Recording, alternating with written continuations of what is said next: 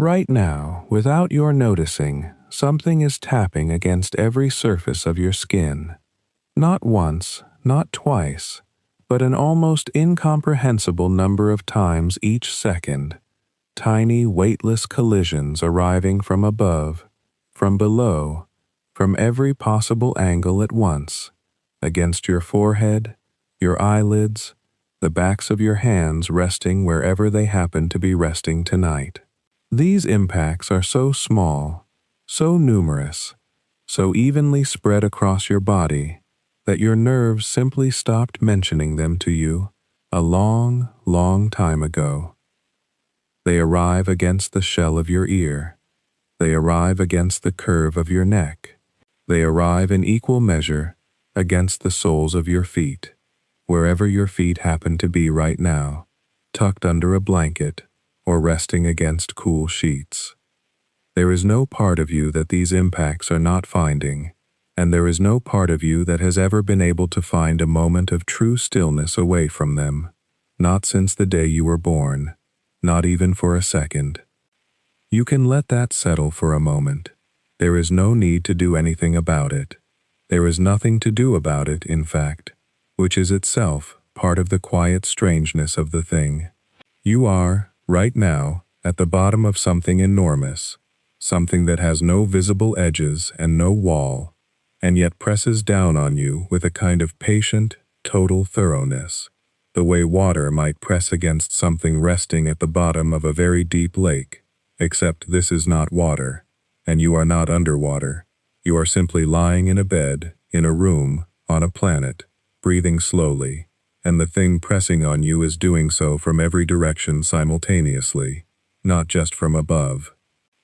This is the air, ordinary air, the same air you breathed as a small child chasing something across a yard, the same air that fills the space between these words as you hear them or read them in your mind, the same air that has always been there, so constant and so familiar that most of us stop thinking of it as a substance at all. But it is a substance. It has weight.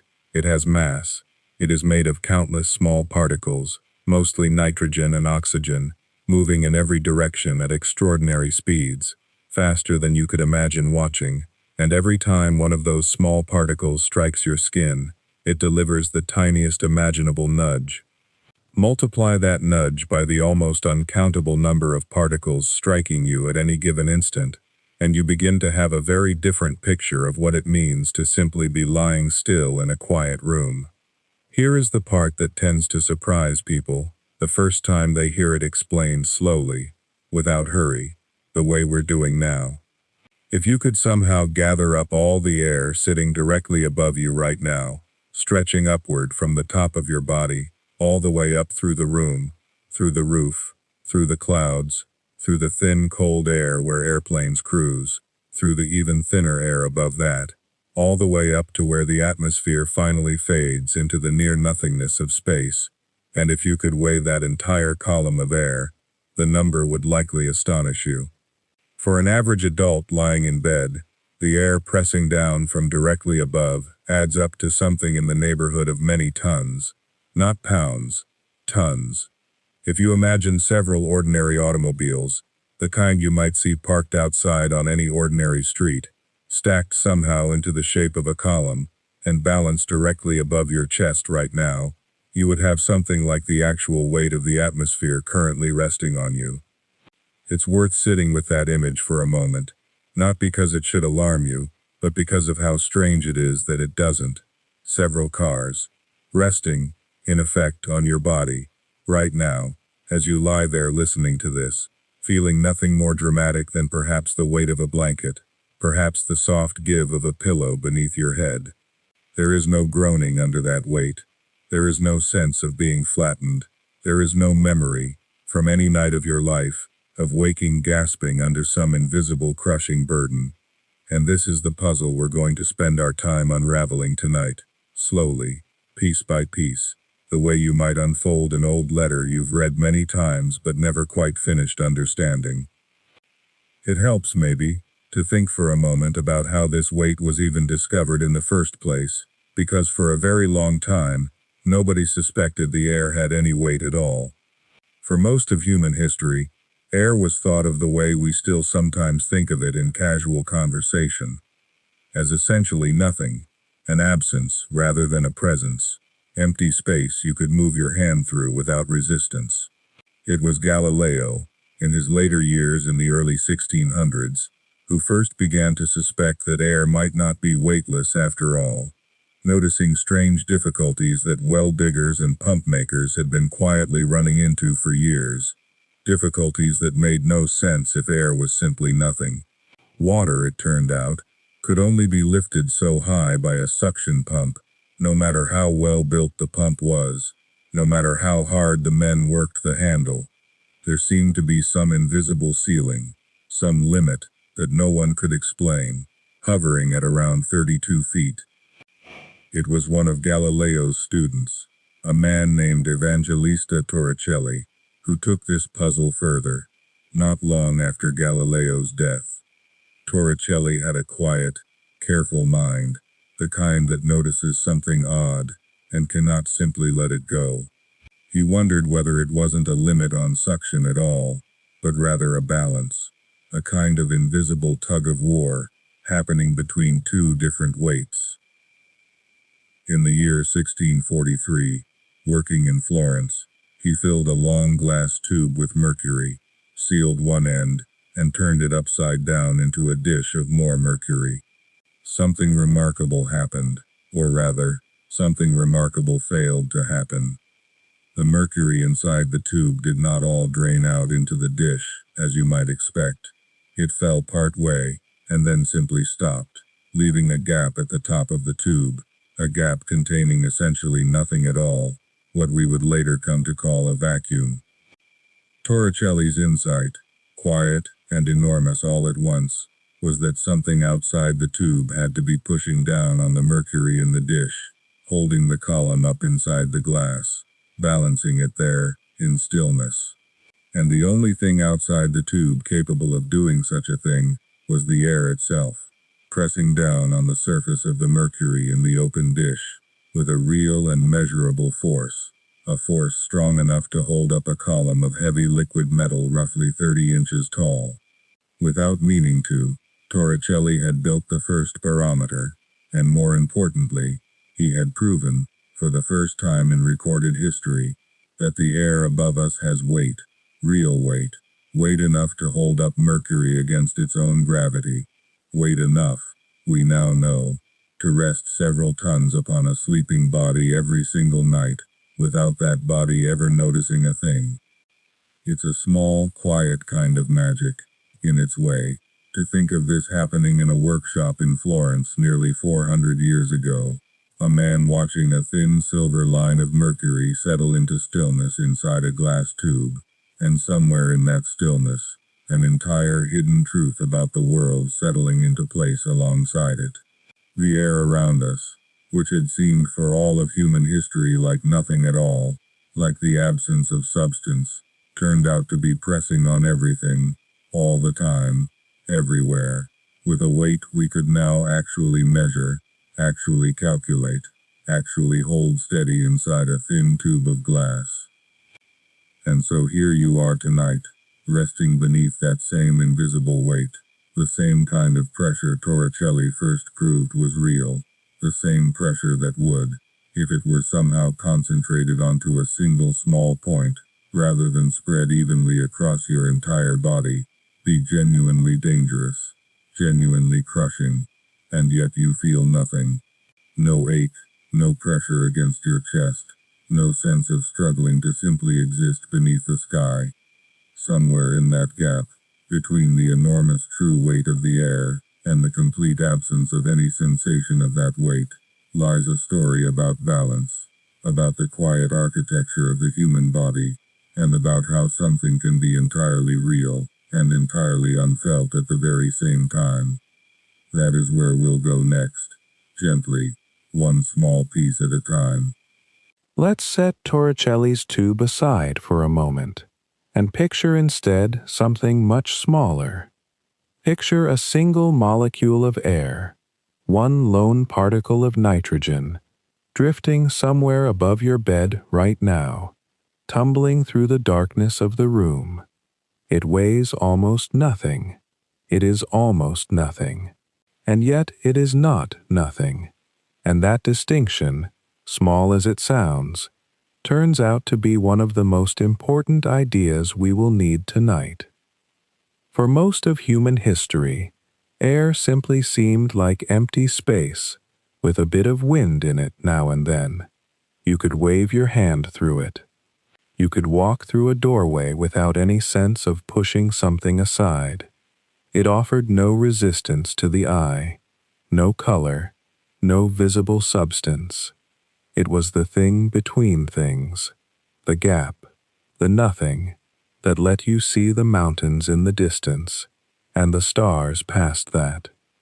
It took a long time, centuries of careful, patient thinking, for anyone to seriously entertain the idea that this apparent emptiness was, in fact, absolutely packed with matter, so densely packed that in any single cubic inch of the room around you tonight, there are more molecules of air than there are grains of sand on every beach, on every coastline of the world combined. That number is difficult to hold in the mind, and it isn't really meant to be held so much as felt, the way you might feel the size of the ocean without being able to count its drops. But here is a gentler way to approach it.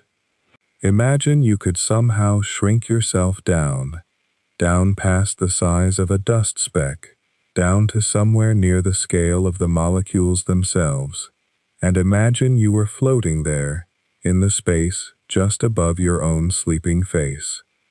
What you would see, if you could see at all at that scale, would not be stillness. It would not be quiet, empty air drifting lazily by.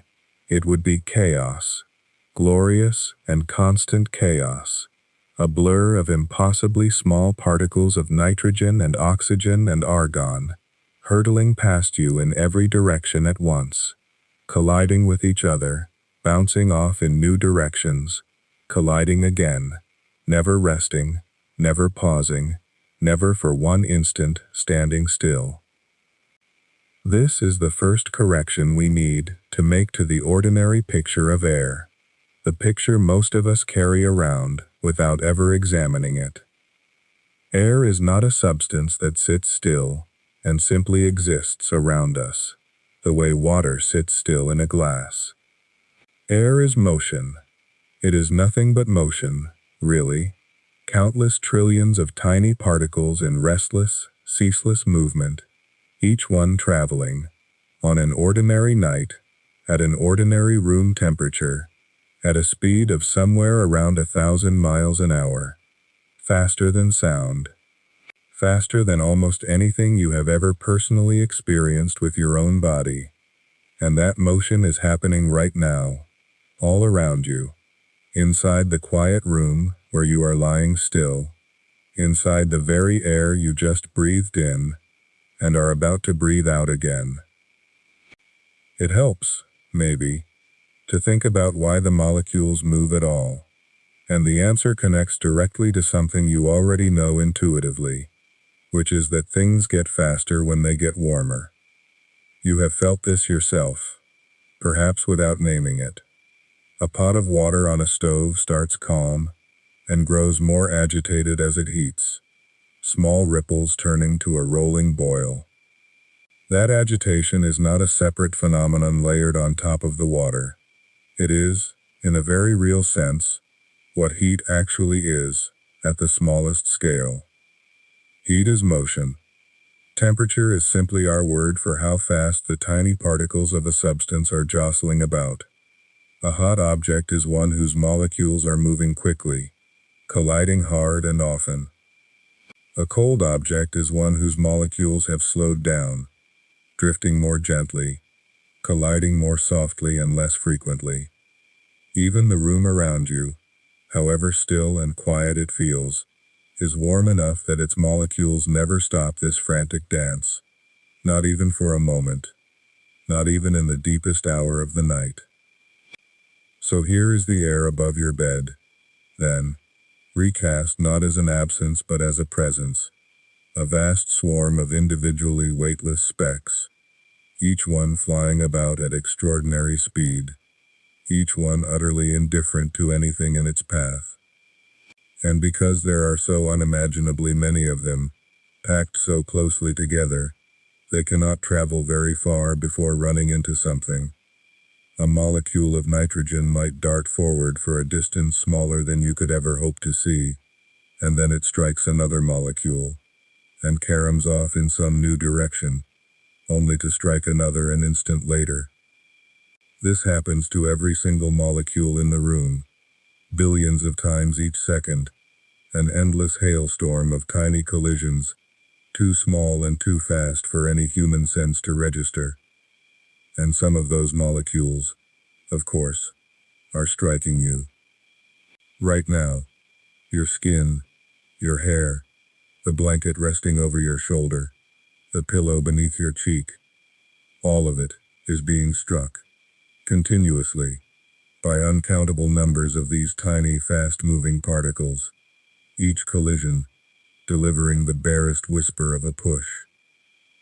A single molecule striking your skin delivers no force worth mentioning at all, nothing you could ever hope to feel, a nudge so faint it would take instruments far more sensitive than your own nerve endings to detect even one such impact in isolation.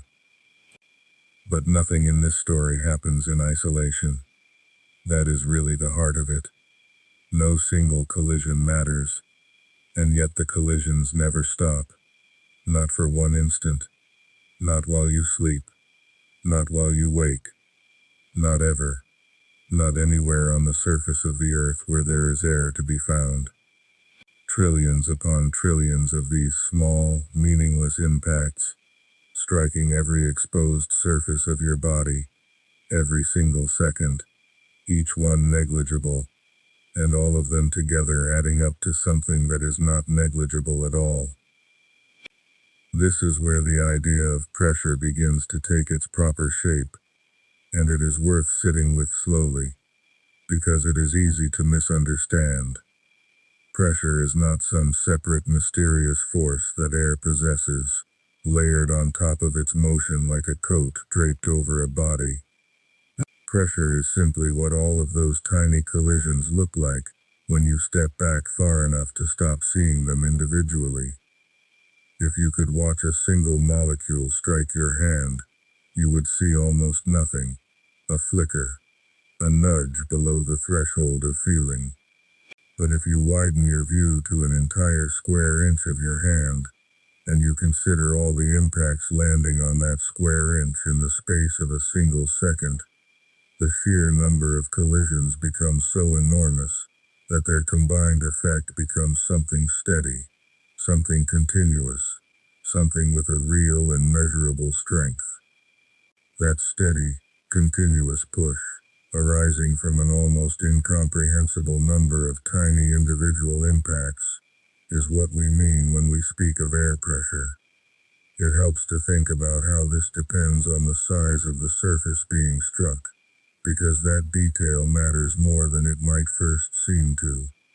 A narrow area gets fewer collisions in a given second, simply because there is less surface there for molecules to hit.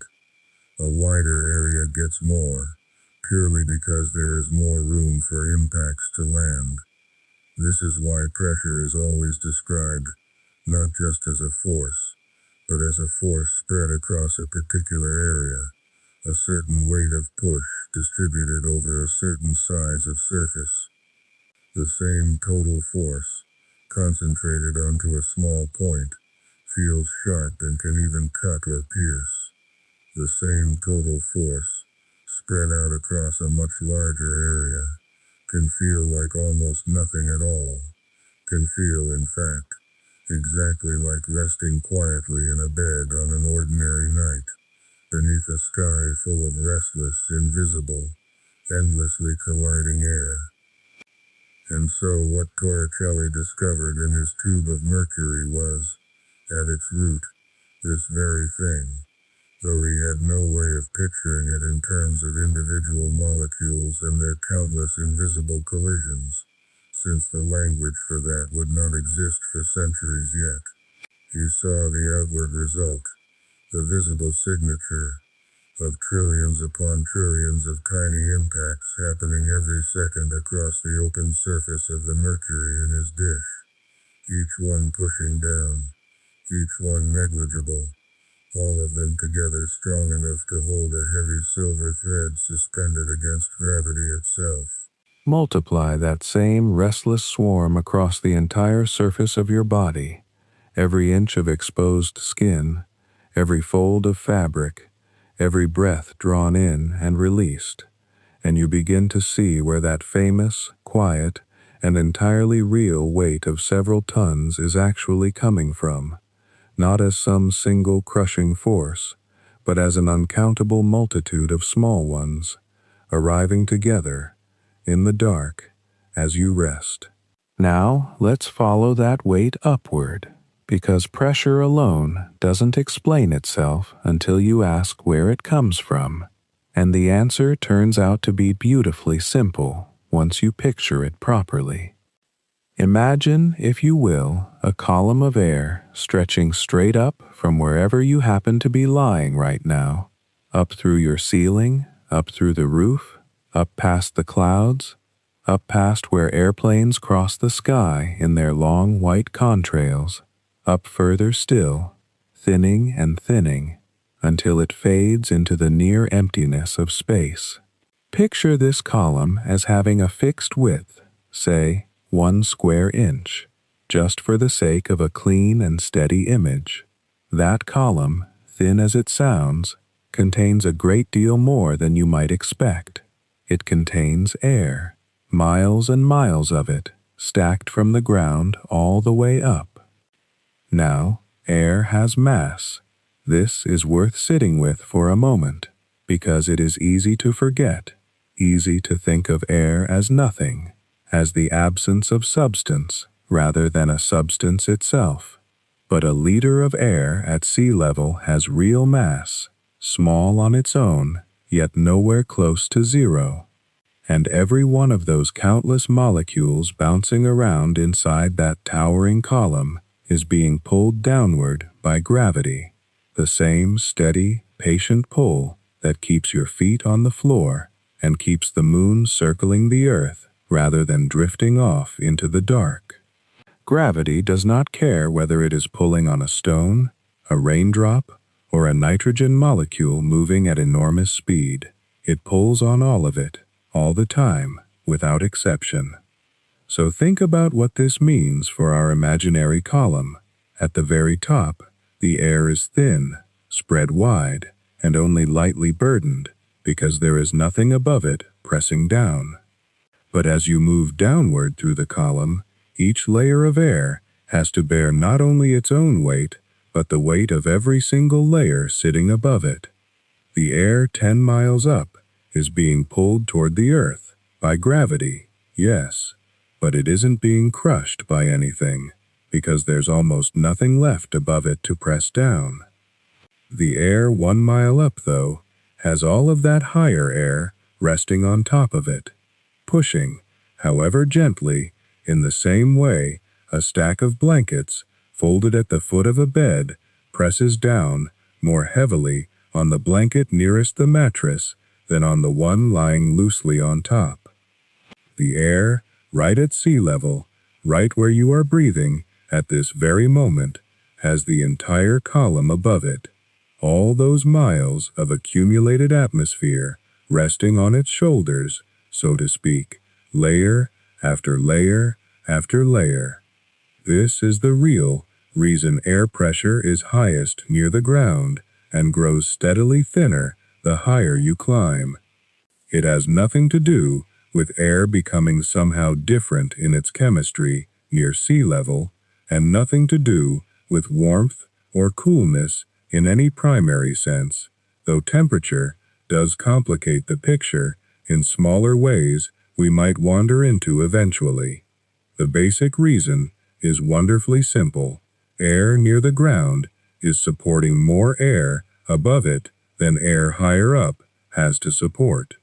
Gravity pulls everything downward, and the atmosphere piles up accordingly, thickest and most compressed near the surface, thinnest and most relaxed far above it. The way flour sifted into a jar settles more tightly at the bottom than it sits near the rim. Mountain climbers understand this in their bodies long before anyone explains the physics to them. Someone standing at sea level is carrying, in effect, the full weight of the atmosphere above them. That familiar figure of around 14.5 pounds pressing on every square inch of their body, invisible, cushioned by the fact that it pushes equally in every direction, so nothing actually feels crushed. But climb to the summit of a mountain like Mont Blanc, or higher still, to the top of somewhere like Kilimanjaro, and there is simply less atmosphere left above your head. You have climbed partway up the column, so to speak, and left a good portion of that overlying air behind you, below your current altitude, rather than above it.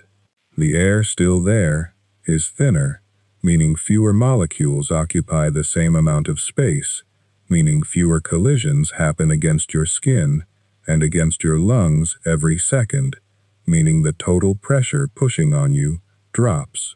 This is also, quietly, part of why breathing becomes harder at altitude, since each lungful of that thinner air simply contains fewer oxygen molecules than the same lungful would have contained back at sea level, though the full story of altitude sickness involves more than pressure alone and deserves its own patient unraveling another time.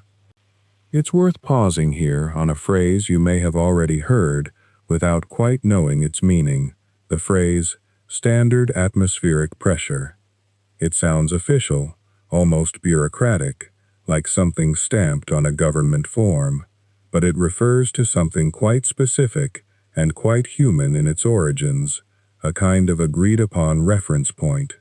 Scientists needed a consistent number they could use when comparing measurements taken in different places, on different days, at different times, so they settled on a value approximating the average air pressure at sea level, under typical conditions, measured at a standard temperature. That number, roughly 14.7 pounds per square inch, or in the units more familiar to scientists, 101.3 kilopascals, became the reference against which all other pressures could be compared. It isn't a law of nature carved into the universe. It's closer to a shared ruler, a common language, the atmospheric equivalent of everyone agreeing that a meter will be a meter and a minute will be a minute, so that measurements taken by one person in one century can be meaningfully compared to measurements taken by someone else in another.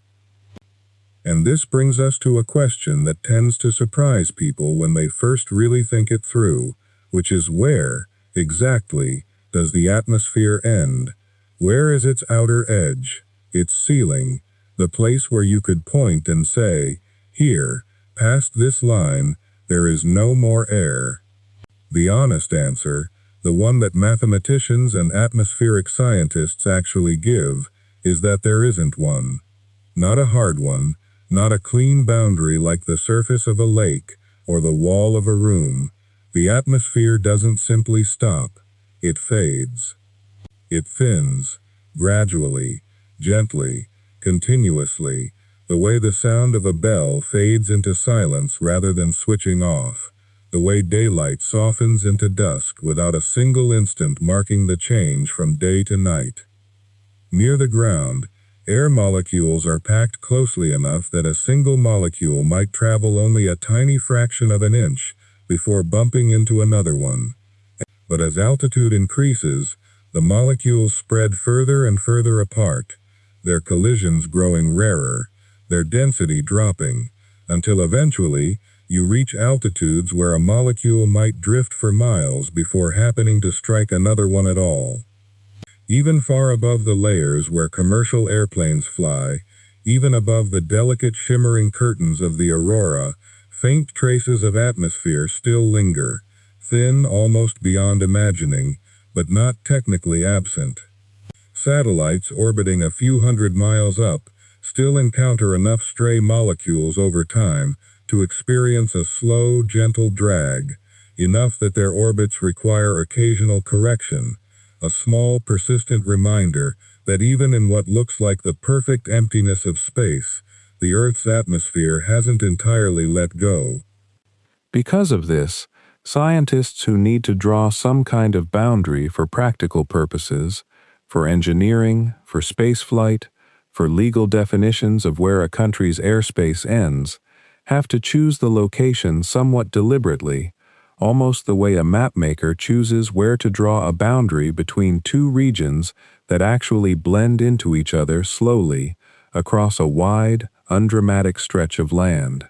There are several such lines people have proposed over the years, and it says something important, that none of them is really more correct than the others in any absolute sense. They're useful conventions, not discoveries of some hidden edge nature was hiding from us. The atmosphere simply does not believe in edges. It believes in gradients, in slow fading, in the same unhurried thinning that carried us, layer by layer, all the way up that imaginary column we've been climbing together. And once you see the atmosphere this way, as a column with no true top, held together and shaped entirely by gravity's steady pull, it becomes worth turning back toward the ground again and asking a slightly different question, the question of what all that invisible weight is actually doing to the particular, familiar shape of your own body as you lie there, breathing it in and out, layer upon layer, without ever feeling the weight at all. Let's stay with that question for a while, because it leads somewhere unexpectedly comforting, and it has to do with a habit of mind most people never notice they have. When someone imagines air pressing down on them, they almost always picture it as a kind of weight sitting on top, like a stack of blankets pressing down on a sleeping body. That image isn't wrong, exactly. There really is a column of air above you, and it really does have weight, and that weight really is part of the story. But if that were the whole story, if pressure only pushed downward, then the underside of your outstretched hand should feel nothing at all, and a soap bubble should be flattened on top and bulging on the bottom, and the walls of a balloon should sag inward on the sides while holding firm along the top. None of that happens, and the reason it doesn't happen is one of the quieter, stranger truths tucked inside the idea of pressure.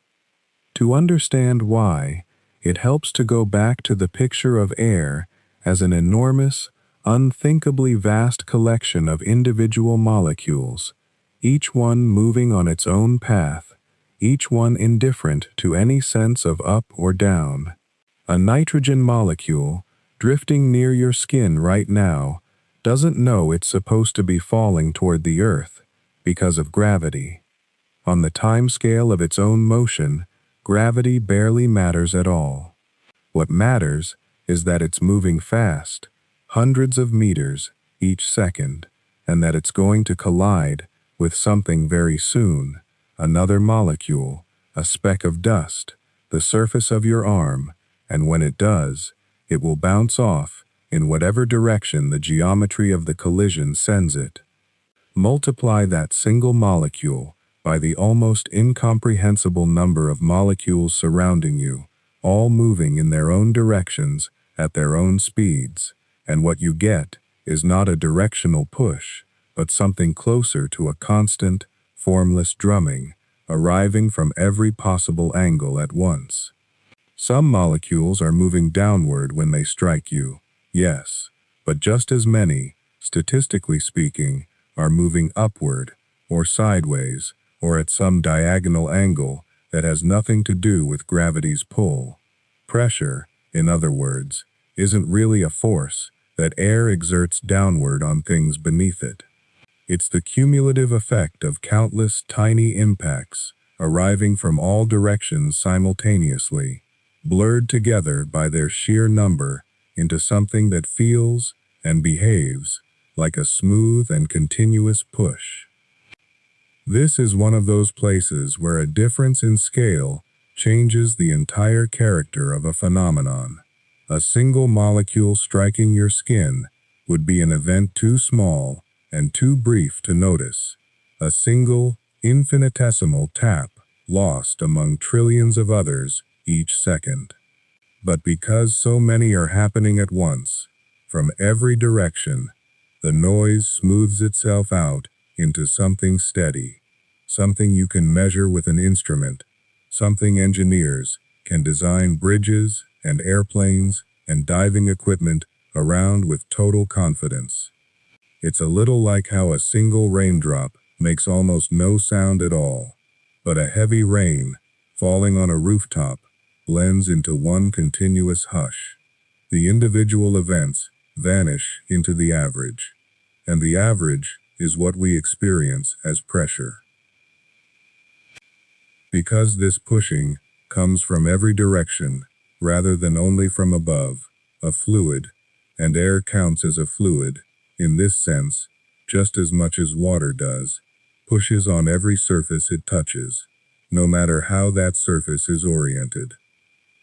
This is why a fish, deep in the ocean, feels pressure squeezing in from all sides, not just from above, even though the entire weight of the ocean above it is what ultimately created that pressure in the first place. It's also why, if you could shrink down and float inside a sealed jar of ordinary room air, you would feel that gentle, unending patter of molecular impacts arriving from the ceiling and the floor and every wall around you, not just the ceiling, even though gravity is still busy pulling every one of those molecules downward the whole time. Gravity sets up the overall weight and density of the air, layer by layer, but once you're inside that fluid, the pressure it creates behaves omnidirectionally, spreading itself in all directions at each point, because the collisions themselves don't care which way is down. This idea becomes easier to hold on to once you connect it to something ordinary, something almost embarrassingly familiar, like a rubber suction cup pressed against a tile wall, or the smooth glass of a shower door. When you press a suction cup flat against a surface, you push most of the air out from underneath it, creating a little pocket where the pressure is much lower than the pressure of the ordinary air surrounding it. The suction cup doesn't get pulled toward the wall by some special sticking force hidden inside the rubber. It's held there because the ordinary air pressing on the outside of the cup, pressing from every direction the way we've just described, is stronger than the nearly non-existent pressure trapped in that thin pocket underneath. The outside air is, in a very real sense, simply pushing harder than the inside air is pushing back, and the suction cup gets squeezed into place by that imbalance. It feels like suction, like something is pulling, but what's actually happening is closer to a shove from behind, from air that was there all along, doing what air always does, pressing evenly in every direction it can reach. A drinking straw works on a nearly identical secret, even though it feels completely different in the hand and in the mouth. When you sip through a straw, your lungs aren't reaching down through the tube and physically hauling liquid up into your mouth. What you're actually doing is lowering the air pressure inside your mouth and the top of the straw by expanding your chest and letting that little pocket of air spread thinner. The ordinary atmosphere pressing down on the surface of the liquid in the glass, pressing on it from above the way it presses on everything, is now stronger than the thinned-out pressure at the top of the straw, and so the liquid gets pushed upward, squeezed up into that region of lower pressure, the same way toothpaste gets squeezed out of a tube when you press on its sides. You experience it as pulling. Physically, it is almost entirely pushing, performed by air you never think about, doing its ordinary job in an unusually visible way. This distinction between pushing and pulling turns out to matter for a slightly deeper reason too, one that touches on a subtlety easy to overlook: the difference between what scientists call absolute pressure and what they call a pressure difference. Absolute pressure is the full, total pressure at some point, including everything, all those molecular impacts arriving from every direction, measured against a true vacuum where nothing is pushing at all. But almost nothing in ordinary life is ever experienced as absolute pressure. What we feel, what our ears notice when an elevator rises quickly, what a suction cup responds to, what a straw depends on, is almost always a pressure difference, the gap between the pressure on one side of something and the pressure on the other side. Your eardrum doesn't measure the full crushing weight of the atmosphere pressing on it from outside. It measures the difference between that outside pressure and the pressure of the air trapped in the small chamber just behind it, in your middle ear. When those two pressures match, which they usually do, the eardrum sits comfortably still, feeling essentially nothing, even while enormous forces are pressing on it from both directions simultaneously. It's only when one side changes faster than the other, climbing a mountain quickly, descending in an airplane, diving beneath the surface of a pool, that the imbalance becomes noticeable, sometimes uncomfortably so, as a popping or a dull ache, until the pressure evens out again. This is, in its own way, a reassuring piece of the puzzle, because it explains why something as enormous as the full weight of the atmosphere can rest so completely on your body without your ever sensing a fraction of it directly. You're not weighing that pressure against emptiness. You're weighing it against the air inside your lungs, inside your sinuses, inside the small hollow spaces tucked throughout your body, air that is pressing back outward with very nearly the same strength, at every single moment, in every direction, quietly matching the outside push with an inside push of its own. So let's follow that idea inward now, past the eardrum and the sinuses, into the softer, wetter architecture of the body itself, because the same quiet balancing act is happening there too, in tissues that don't have any air trapped inside them at all. Most of you, after all, isn't hollow space. It's not mostly sinuses and lungs and middle ears. It's muscle, and fat, and skin, and blood, and the dense, water-soaked material of organs, all of it packed close together with barely a gap to spare. And water, unlike air, doesn't compress. You can squeeze a balloon full of air and feel it give a little, feel the volume shrink slightly as the molecules crowd closer together under your fingers. Try that with a balloon full of water, and it won't give at all, not in any way you could feel. The water molecules are already about as close together as they're willing to get, held there by their own quiet chemistry, bumping and clinging to each other in a way that leaves very little room for further crowding.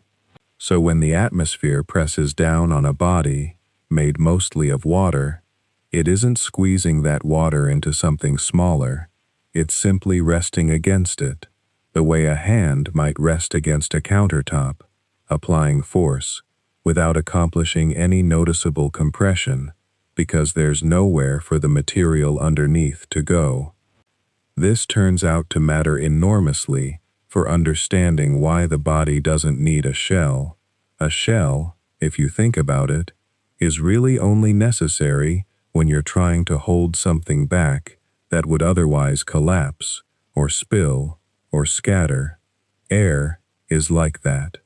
Air held under pressure inside a canister genuinely wants to expand, wants to rush outward the instant it's given the chance, because its molecules are spaced widely enough that there's real room for them to spread further given the opportunity.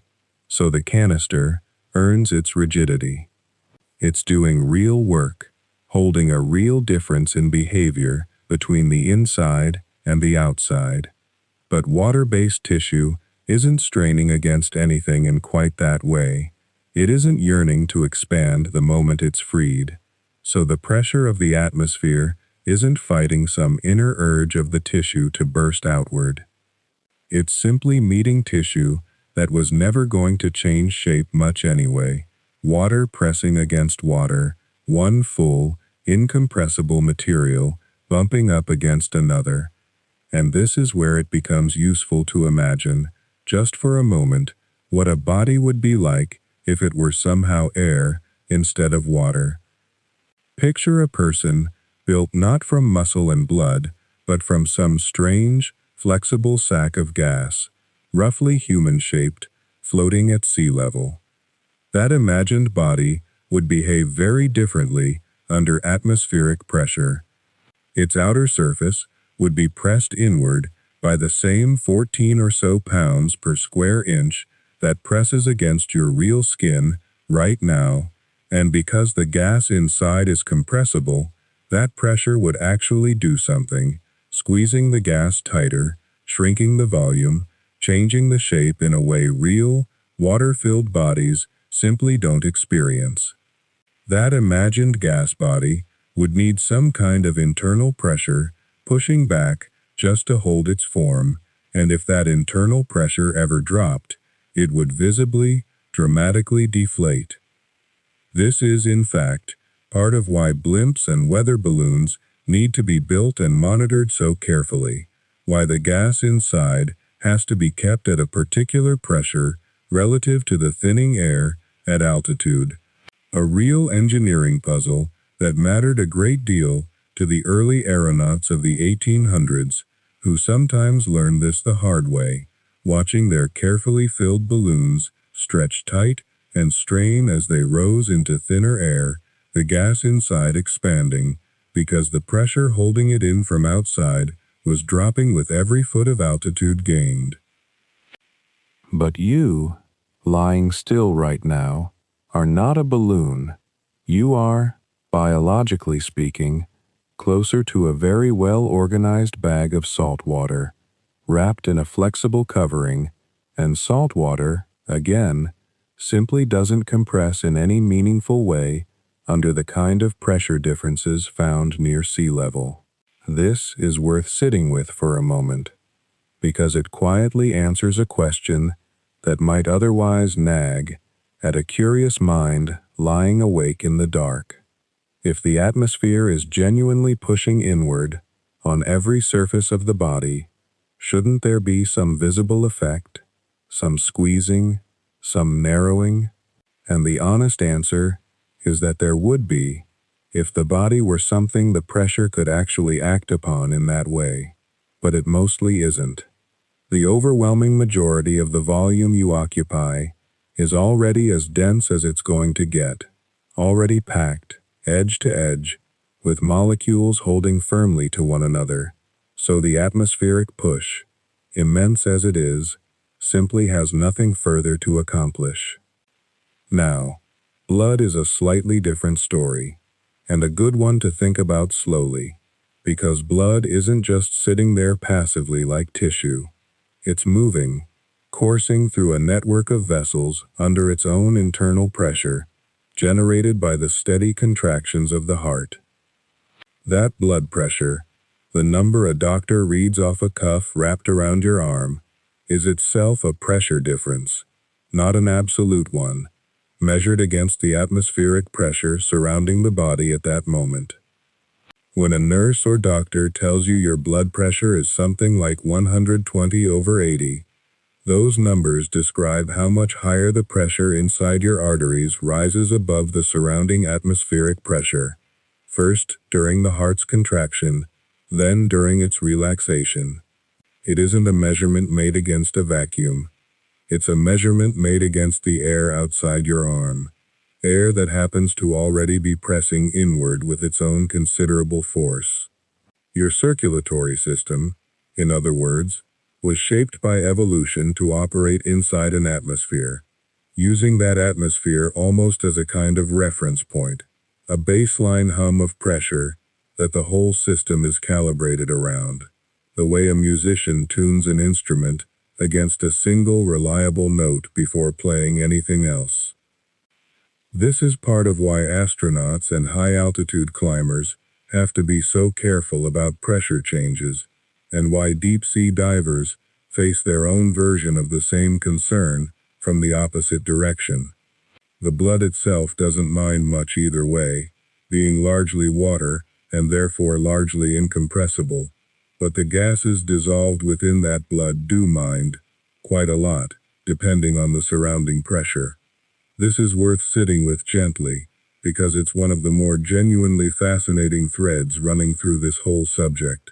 Blood isn't only carrying oxygen bound tightly to hemoglobin, the red, iron-rich protein built specifically to hold onto it. Blood is also carrying small amounts of gas, simply dissolved directly into the fluid itself, nitrogen especially, the way carbon dioxide is dissolved into a sealed bottle of soda water, sitting quietly within the liquid, invisible, held there by pressure, waiting. Under ordinary pressure, at sea level, that dissolved nitrogen stays calmly dissolved, causing no trouble whatsoever, just as the carbon dioxide in a sealed, unopened soda bottle stays calmly dissolved, producing no bubbles, no fizz, nothing but quiet liquid. But if the surrounding pressure drops quickly, the way it does when a soda bottle is suddenly uncapped, or the way it can, for a diver ascending too fast from deep water, that dissolved gas can come out of solution abruptly, forming small bubbles inside the blood and tissue that weren't there a moment before. This is, in essence, what divers and their doctors mean when they speak of decompression sickness, sometimes called the bends, a genuinely serious condition first studied carefully in the 1800s among tunnel workers and bridge builders who spent their days working in pressurized caissons sunk beneath riverbeds, then returned too quickly to ordinary air above. Their joints would ache, sometimes severely, and doctors of the time struggled for years to understand why, eventually tracing the cause to exactly this quiet physics of dissolved gas responding to a change in surrounding pressure. It's a strange, almost hidden layer of the story, this idea that the very air pressure resting so gently on your skin right now is also, at this moment, quietly determining how much gas stays peacefully dissolved inside your bloodstream, unnoticed, unfelt, simply part of the ordinary chemistry of being alive at sea level. And it sets up something worth exploring further, a little more slowly, in a moment, about lungs specifically, and how those two soft, spongy organs manage the far more delicate task of letting air move freely in and out, rather than staying, like blood and tissue, essentially still. Let's set the diving and the caissons aside for now, and turn to a question that tends to surface right around this point, usually in the same slightly worried tone. If air is really pressing on the body with the weight the earlier numbers described, something like the weight of a small car spread across an average adult's skin, why doesn't the body simply give way? Why don't ribs cave in? Why doesn't skin dimple and crumple the way a can does in that classic demonstration, the one where a little water is boiled inside an ordinary aluminum can, the can is sealed or quickly inverted into cold water, and it collapses in an instant with a sound like a fist hitting a tabletop. People who watch that demonstration for the first time often go quiet for a second and then look down at their own arms, as if checking. The answer sits in a detail that's easy to miss the first time it's explained, and worth turning over slowly here, in the dark, without hurry. Ordinary pressure only becomes dangerous, only becomes crushing, when there is a difference between one side of something and the other. Pressure by itself, evenly applied, pressing in from every direction at once, is not what breaks things. It's imbalance that breaks things. A soda can collapses, not because the air outside is strong, but because the air pressure inside the can has been made much lower than the air pressure outside it, and the thin aluminum walls, only about as thick as a couple of sheets of paper, simply aren't built to hold that kind of one-sided difference. The moment the steam inside cools and condenses into a few drops of water, the pressure inside drops sharply, almost instantly, and the full ordinary pressure of the room outside, pressure that had been sitting there quietly the whole time, suddenly has nothing to balance against. The can loses that argument in a fraction of a second. A human body never finds itself in that particular argument, because a human body is never sealed the way a can is sealed. Skin is not airtight in the way people sometimes imagine it to be, at least not in the sense of holding a separate little pocket of internal air pressure that could be different from the pressure outside.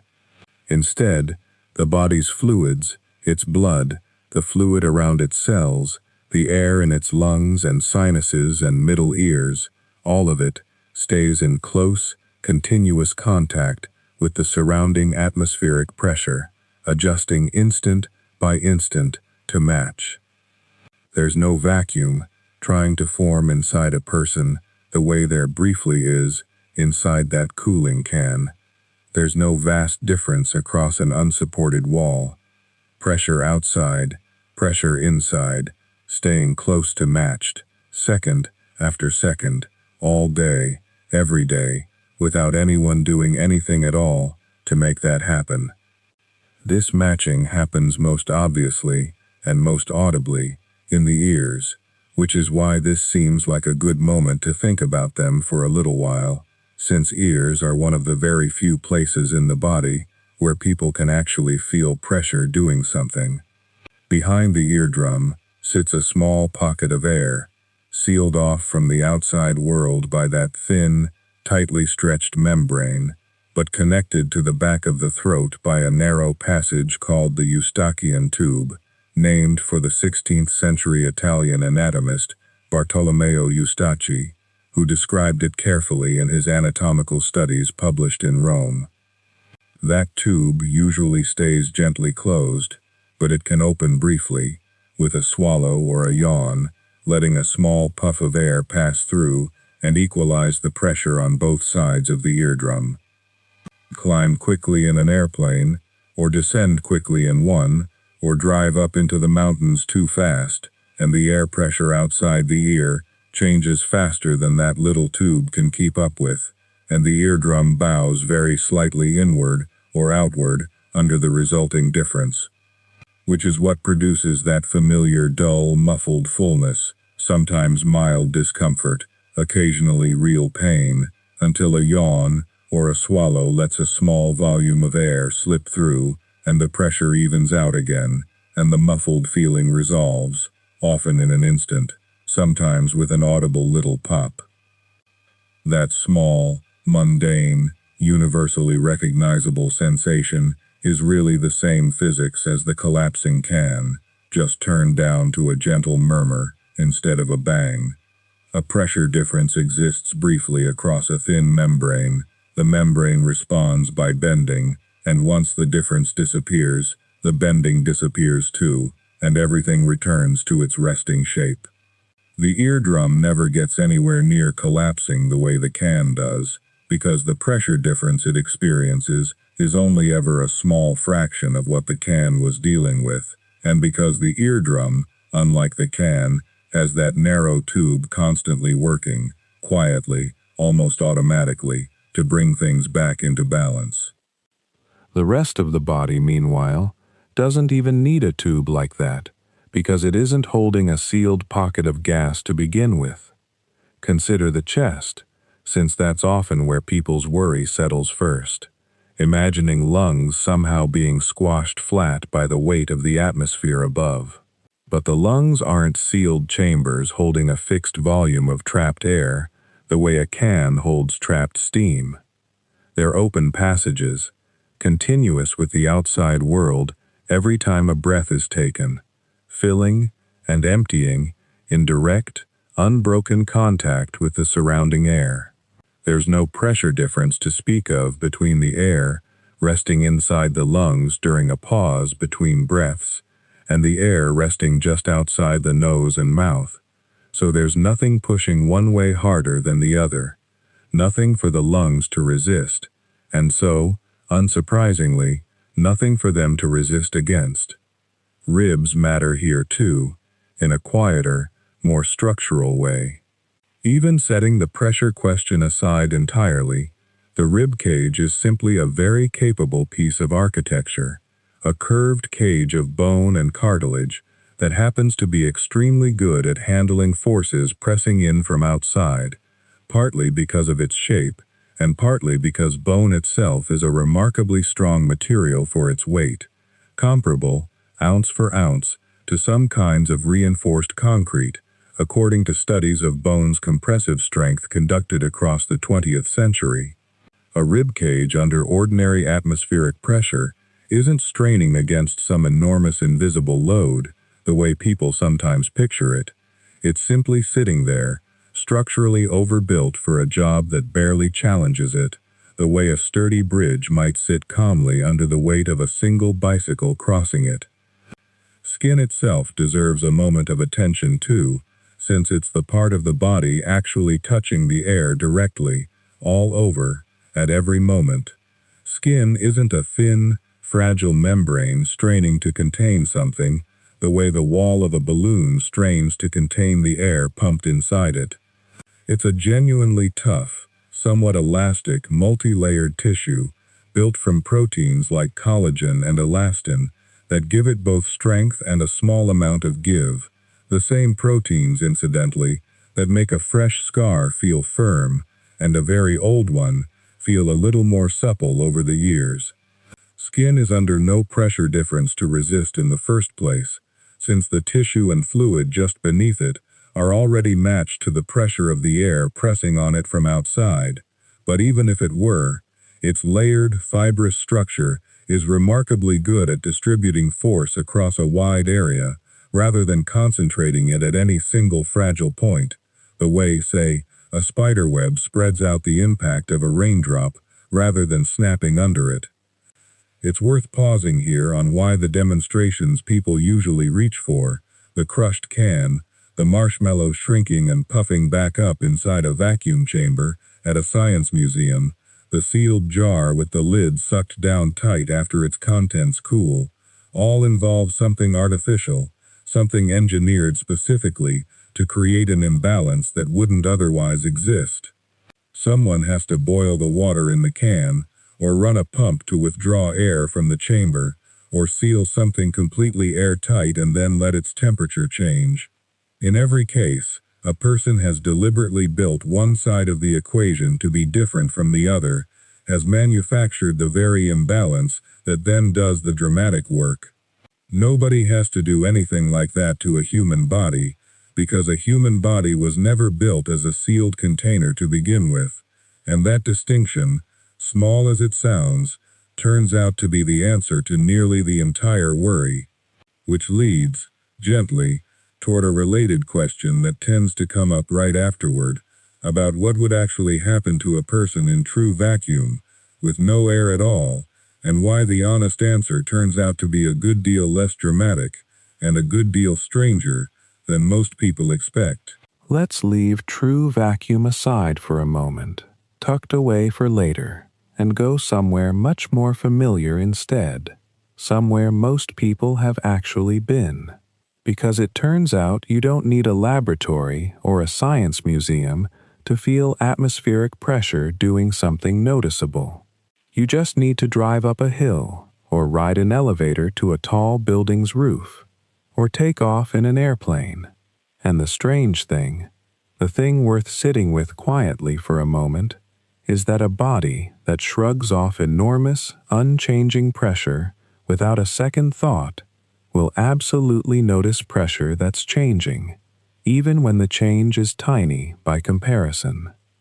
Think about a familiar drive up into higher terrain, the kind where the road switches back on itself again and again, climbing through forest and then above it.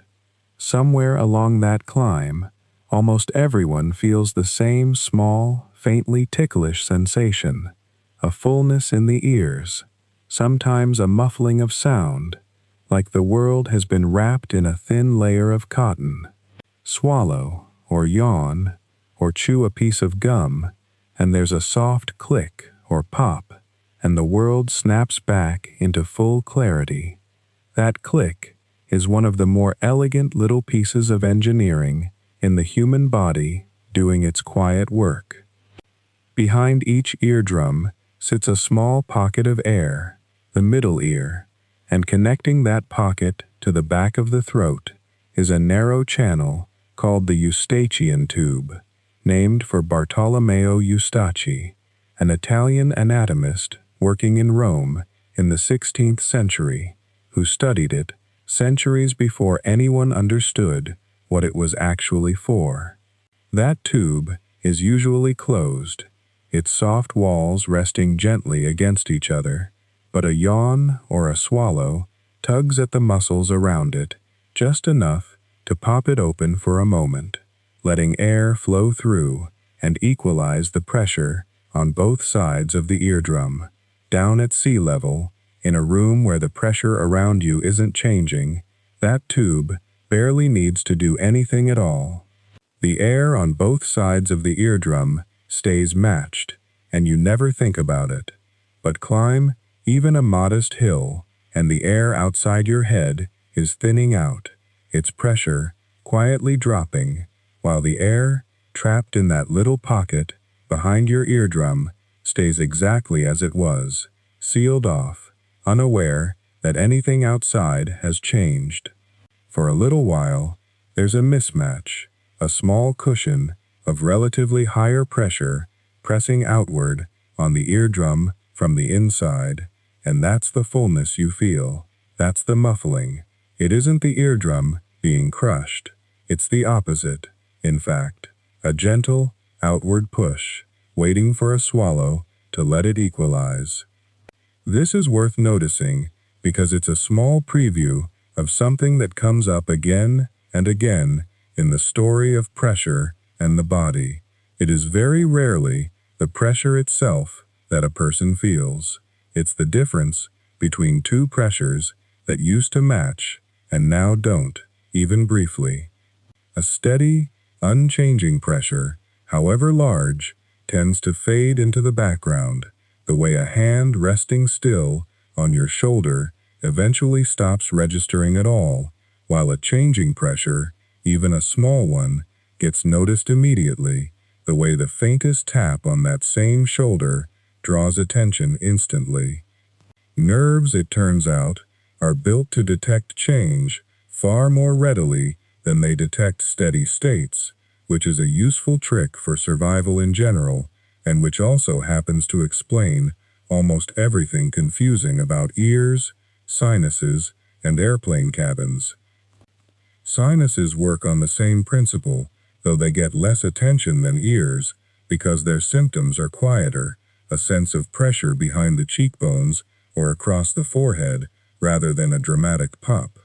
The sinuses are a set of hollow spaces inside the bones of the skull, around the nose and eyes, lined with the same kind of soft, moist tissue that lines the inside of the nose itself, and they too are small sealed pockets of air connected to the outside world by narrow openings. Under normal circumstances, those openings let air flow in and out easily enough to keep pressure balanced. But if someone has a cold, or allergies, or any kind of swelling that narrows those openings, then a change in outside pressure, climbing a mountain road, descending in an airplane, can leave the air trapped inside the sinuses, briefly out of step with the air outside, and that mismatch is what produces the ache. It usually isn't dangerous. It's simply two pressures, briefly disagreeing, in a space too small and too enclosed to sort itself out instantly. Airplanes bring all of this into sharper focus, because a modern jet climbs so quickly and to such altitude that the pressure difference involved is far larger than any hill could produce.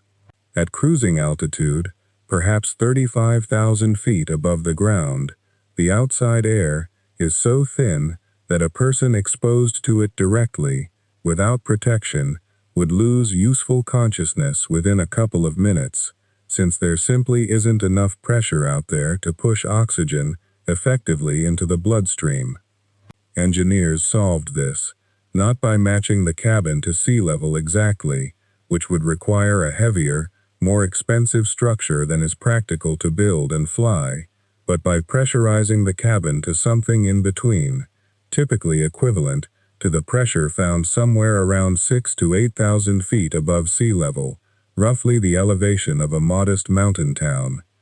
That's thin enough to save weight and strain on the aircraft's structure, and thick enough that a healthy passenger, just sitting there reading or dozing, has no trouble at all getting the oxygen they need. This is also why ears tend to complain more on the way down in a plane than on the way up. Climbing. The air trapped in the middle ear is at higher pressure than the thinning air outside, and it tends to vent itself outward through the eustachian tube fairly easily, the same way a slightly overfilled balloon lets air escape without much encouragement. Descending, though, the outside pressure is climbing back up faster than the trapped air can be replenished, so the tube has to actively pull air back in against a widening pressure difference, and that's a slightly harder trick for a narrow, often slightly swollen little passage to manage, which is part of why a head cold makes descent so much more uncomfortable than a clear one does. Oxygen itself deserves a slower look here, because the reason thin air leaves a person breathless isn't that there's some different, weaker kind of air up on a mountain. The air at the summit of a high peak is still about 21% oxygen, almost exactly the same proportion as the air in a room at sea level. What has changed is not the recipe of the air, but its concentration, how tightly packed all those molecules are to begin with. At lower elevation, air is pressed together by the whole weight of atmosphere above it, so a single breath pulls in a great many molecules of oxygen along with everything else. Higher up, with less air stacked overhead, that same lungful of air is more spread out, fewer molecules of everything, including oxygen, in the same volume. Physiologists describe this in terms of oxygen's partial pressure, essentially the share of the total pressure that oxygen alone is responsible for, and it's that partial pressure, not the percentage, that actually determines how readily oxygen moves from the air in the lungs into the blood. Lower partial pressure means the usual gentle diffusion happens more slowly and less completely, and the body notices. It notices, and then, remarkably, it adjusts. Given enough time at altitude, days rather than hours, the body begins quietly rewriting some of its own operating instructions. Breathing rate rises a little, drawing in more air per minute to compensate for each breath carrying less oxygen. The kidneys start producing more of a hormone called erythropoietin, which prompts bone marrow to manufacture additional red blood cells, the tiny biconcave discs whose entire job is ferrying oxygen through the bloodstream, so that even though each breath still contains less oxygen, more of it gets captured and carried once it arrives. This is acclimatization, and it's part of why experienced mountaineers spend days or weeks working their way upward in careful stages, sometimes climbing partway up a peak only to sleep lower down again the same evening, coaxing the body through this quiet internal renovation before asking it to function at extreme altitude, rather than simply forcing a rapid ascent and hoping the body improvises fast enough to keep up. Given time, a lowland body can come remarkably close to matching what a person born and raised at high altitude does, without ever having to think about it, which is itself a fairly astonishing story, and one worth turning to next. Let's leave the mountains for a while and go the other direction entirely. Down, beneath the surface of a lake or an ocean, into water. It seems like an odd detour in a story about air pressure, but going underwater turns out to be one of the clearest ways to feel, almost in your own body, what pressure actually is, because water does the same fundamental thing air does, stacking up overhead and pressing down, except it does it so much more insistently that the differences become impossible to ignore. Here is the comparison that tends to surprise people the first time they hear it laid out plainly. To go from sea level up to the cruising altitude of a jet airliner, somewhere around 35,000 feet, the pressure drops to roughly a fifth or a quarter of what it is at the surface. That's a dramatic change, but it takes a genuinely enormous vertical distance to accomplish. Miles and miles of thinning atmosphere. Water manages a comparable change in pressure in about 33 feet, roughly 10 meters. Just 33 feet of seawater weighs enough, pressing down from above, to add one full atmosphere's worth of pressure on top of whatever the air above the water's surface was already contributing. Go down another 33 feet, and there's a third atmosphere's worth of pressure layered on top of the first two. It keeps happening, roughly every 10 meters, for as far down as the water goes. Water is far denser than air, something like 800 times denser, so a much shorter column of it weighs the same as a much taller column of atmosphere, and that difference in density is the entire reason pressure builds so quickly underwater compared to how slowly it fades away as you rise into the sky. Picture someone snorkeling near the surface, floating face down, looking at a coral reef a few feet below. Barely any pressure change at all from just being at the surface breathing through a tube. Now picture a scuba diver descending to 60 feet, a fairly ordinary recreational depth, nothing extreme. At 60 feet, the diver is under about 3 atmospheres of pressure total, 1 from the air above the ocean and 2 more from the 60 feet of water overhead. 3 times the pressure a person feels standing on dry land, reached in the time it takes to swim down past a few large rock formations. Climbing 3 atmospheres worth of altitude change in the other direction, going up rather than down, would require rising something like 30,000 feet into territory where unprotected lungs would start to struggle badly for oxygen. The diver, meanwhile, is not struggling for oxygen at all because of a clever piece of engineering strapped to their back, and that engineering is where the compressed gas part of this story begins. A scuba tank holds compressed air squeezed down to a small fraction of the volume it would normally occupy, so that a tank a diver can carry contains enough air, once it expands back to normal density, to fill many, many lungfuls. But breathing straight from a tank at full tank pressure would be impossible and dangerous. The air would come rushing out far too forcefully. So the tank connects to a regulator, a mechanical device whose whole purpose is to take that highly compressed air and deliver it to the diver's mouth at exactly the ambient pressure of the surrounding water at whatever depth the diver happens to be. At the surface, that's 1 atmosphere.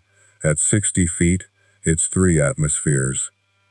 The regulator senses the pressure of the water, pressing on a small diaphragm, and adjusts the air it releases to match, breath by breath, automatically, so that every inhale feels roughly as effortless as breathing normally does on land, even though the actual pressure of that air is 3 times what a person on the surface is breathing. This matching of pressures, called equalization, has to happen in more places than just the regulator. The human body has several enclosed air spaces, and each of them needs the pressure inside to match the pressure outside, or something has to give. The middle ear is the most familiar example, a small air-filled chamber behind the eardrum, connected to the back of the throat by a narrow passage called the eustachian tube. On land, this space stays comfortably equalized, without any thought at all. But descend even a few feet underwater, and the pressure outside the eardrum starts rising, while the air trapped inside the middle ear stays at whatever pressure it was at the surface, and the eardrum begins to feel that difference as a distinct, sometimes uncomfortable pressure, a fullness, or an ache.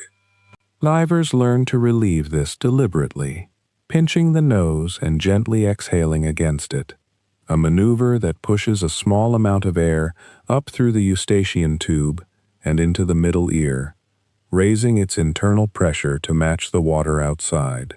Skip this step, or do it too slowly while descending too fast, and the eardrum can be pushed inward with enough force to cause real pain, and in more serious cases, injury.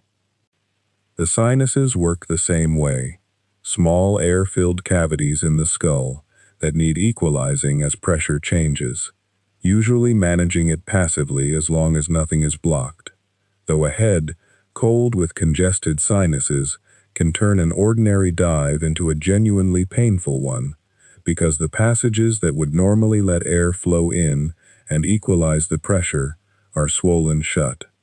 Even the air spaces inside a diver's mask need attention, which is why divers periodically exhale a little through the nose into the mask, adding air to replace what's being compressed by the surrounding water pressure, keeping the mask from feeling like it's being sucked uncomfortably tight against the face. The lungs themselves are, in a sense, being equalized continuously and automatically by the regulator, which is precisely why the lungs need such careful attention during ascent.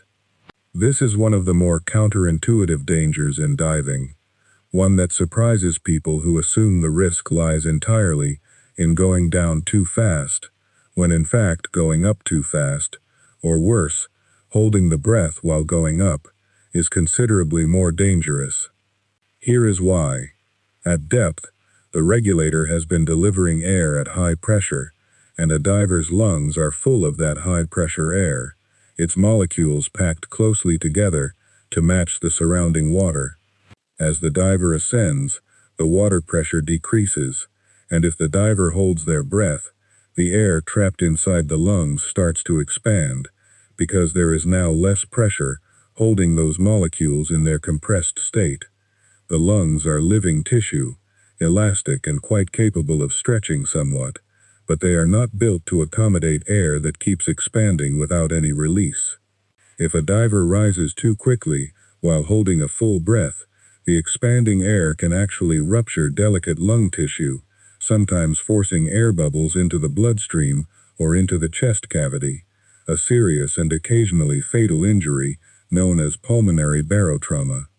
The remedy divers are trained in almost, from their very first lesson, is deceptively simple. Breathe continuously, and never hold the breath while ascending, letting the expanding air escape naturally through an open airway rather than trapping it. There's a second, slower danger tied to ascending too, one that unfolds over minutes rather than seconds, and it involves a gas most people never think about at all: nitrogen. Ordinary air is mostly nitrogen, more than 3/4 of it, and while the body uses oxygen constantly, it does essentially nothing with nitrogen, which simply dissolves into the blood and tissues in proportion to its pressure, the same way carbon dioxide dissolves into a sealed bottle of soda under pressure.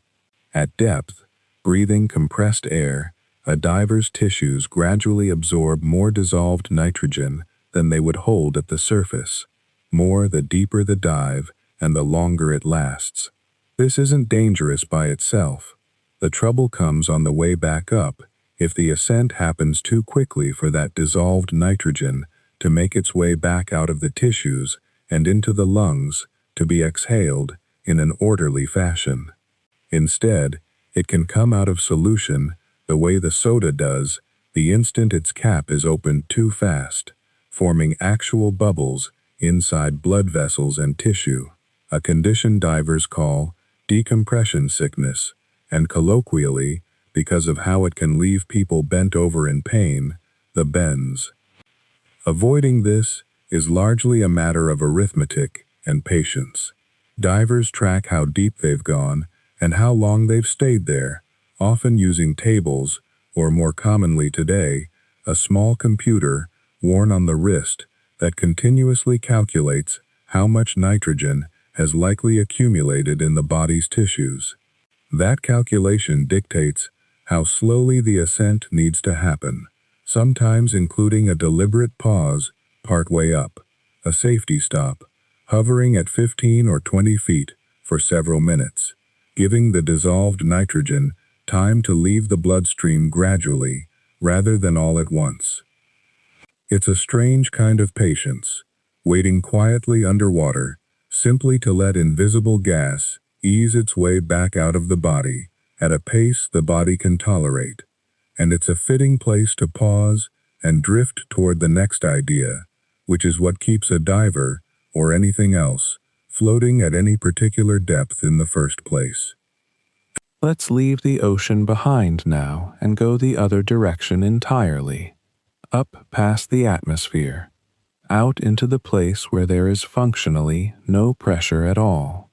It's worth sitting with that phrase for a moment, because vacuum is one of those words that carries a lot of cinematic baggage, and most of that baggage is wrong in a specific, fixable way.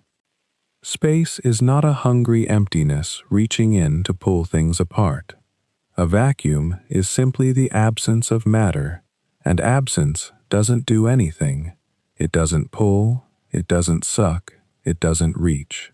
What actually happens near a vacuum is that whatever pressure already exists on the other side of a boundary goes on pushing exactly as it always has, and there's nothing pushing back anymore.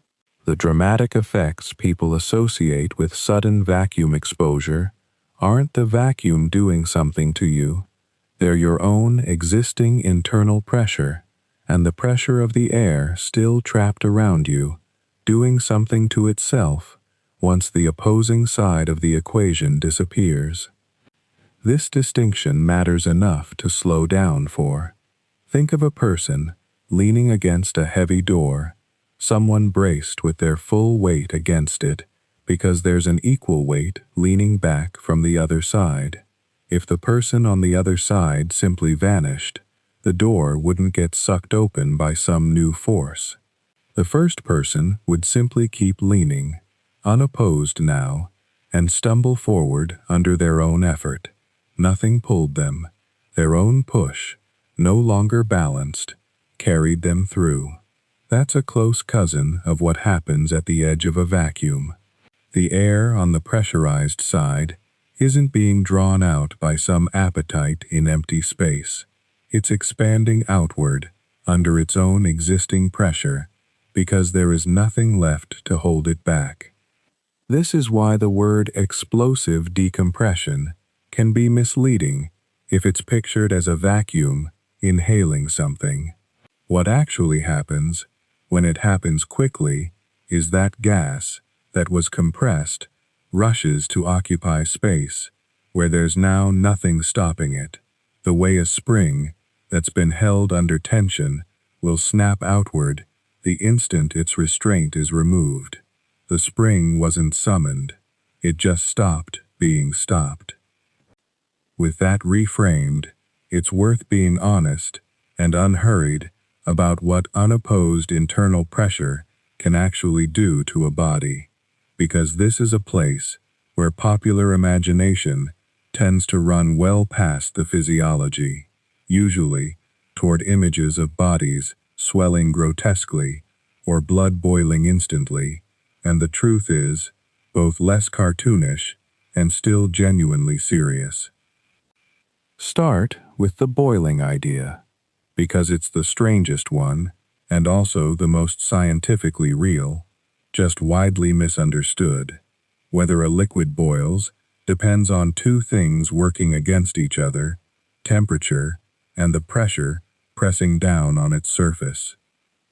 At sea level, water needs to reach 100 degrees Celsius before it boils, because the surrounding air pressure is high enough to keep the water molecules from easily escaping into vapor before then.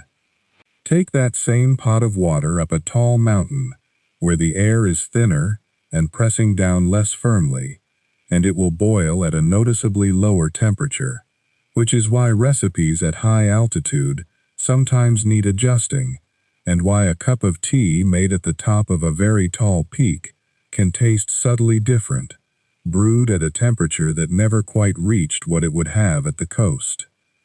Keep lowering the surrounding pressure further, and the temperature at which boiling happens keeps dropping with it.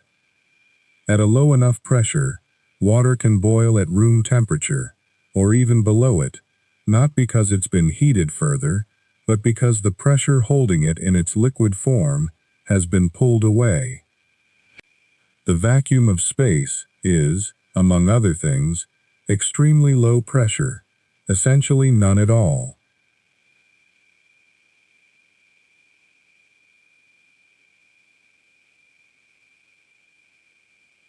So the concern people raise, usually phrased dramatically as blood boiling in space, has a kernel of real physics buried in it.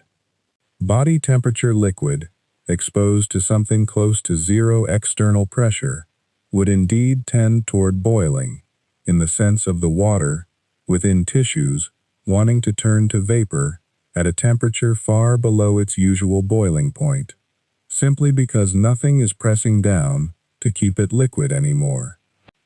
But here is where the popular version overreaches, and where it's worth being careful and specific instead of just repeating the dramatic line. Blood itself, moving through a closed and intact circulatory system, is under real pressure of its own, generated by the heart, held in by the elastic walls of blood vessels, and further supported by the surrounding tissue pressing in from outside. That combination is often enough, at least briefly, to keep blood from boiling even when the air around a person has vanished entirely. What's far more exposed, and considerably more immediate as a concern, is the water in softer, more exposed tissues, and particularly the moisture on the surface of the eyes, in the mouth, and in the lungs, if a person were foolish or unlucky enough to be holding their breath. Which leads to something that deserves emphasis, because it's the part of this story with a real, if unglamorous, historical record behind it, drawn from decades of decompression chamber accidents and rare, well-documented incidents involving pressure suit failures at high altitude or in orbit. Human tissue does not violently explode on exposure to vacuum, the way old films sometimes suggested. Skin and the surrounding tissue are elastic and strong enough to hold their shape against the pressure difference for at least some period of time, in the range of tens of seconds, not an instant, and not indefinitely. What does happen, and happens fairly quickly, is swelling, as gases dissolved in tissue and blood, much like that nitrogen from diving, begin trying to come out of solution under the sudden pressure drop, the same fizzing tendency that causes decompression sickness in a diver who ascends too fast, just far more extreme and far faster because the pressure difference is so much larger. Saliva on the tongue and moisture on exposed skin can genuinely begin to boil at body temperature within moments, producing a strange sensation people who've experienced brief accidental vacuum exposure in test chambers have described less as pain and more as an odd fizzing or prickling, along with rapid, uncomfortable swelling. Consciousness, though, is lost for a much more mundane and much faster reason than any of this, and it has nothing to do with boiling or swelling at all. It's simply the lack of oxygen. Blood returning from the lungs to the brain carries oxygen picked up from breathed air, and in a vacuum, there is no air to breathe, meaning no new oxygen enters the bloodstream at all. The oxygen already circulating gets used up within seconds, roughly the time it takes the heart to send a few laps of blood past a brain that finds nothing left to draw on, and unconsciousness follows quickly, well before boiling or tissue damage becomes the dominant threat. This is, in an odd way, almost gentle compared to the popular imagination of the scene. Documented brief exposures, including a well-known case from a NASA vacuum chamber accident in the 1960s, in which a test subject's pressure suit failed and was rapidly repressurized within under 30 seconds, describe the experience as their saliva starting to boil on the tongue as consciousness faded, then waking up with no memory of pain once air and pressure were restored. The account is remarkable mostly for how undramatic it was, once you strip away the fear that had built up around the idea beforehand. None of this is an argument that vacuum exposure is safe or survivable for any real length of time.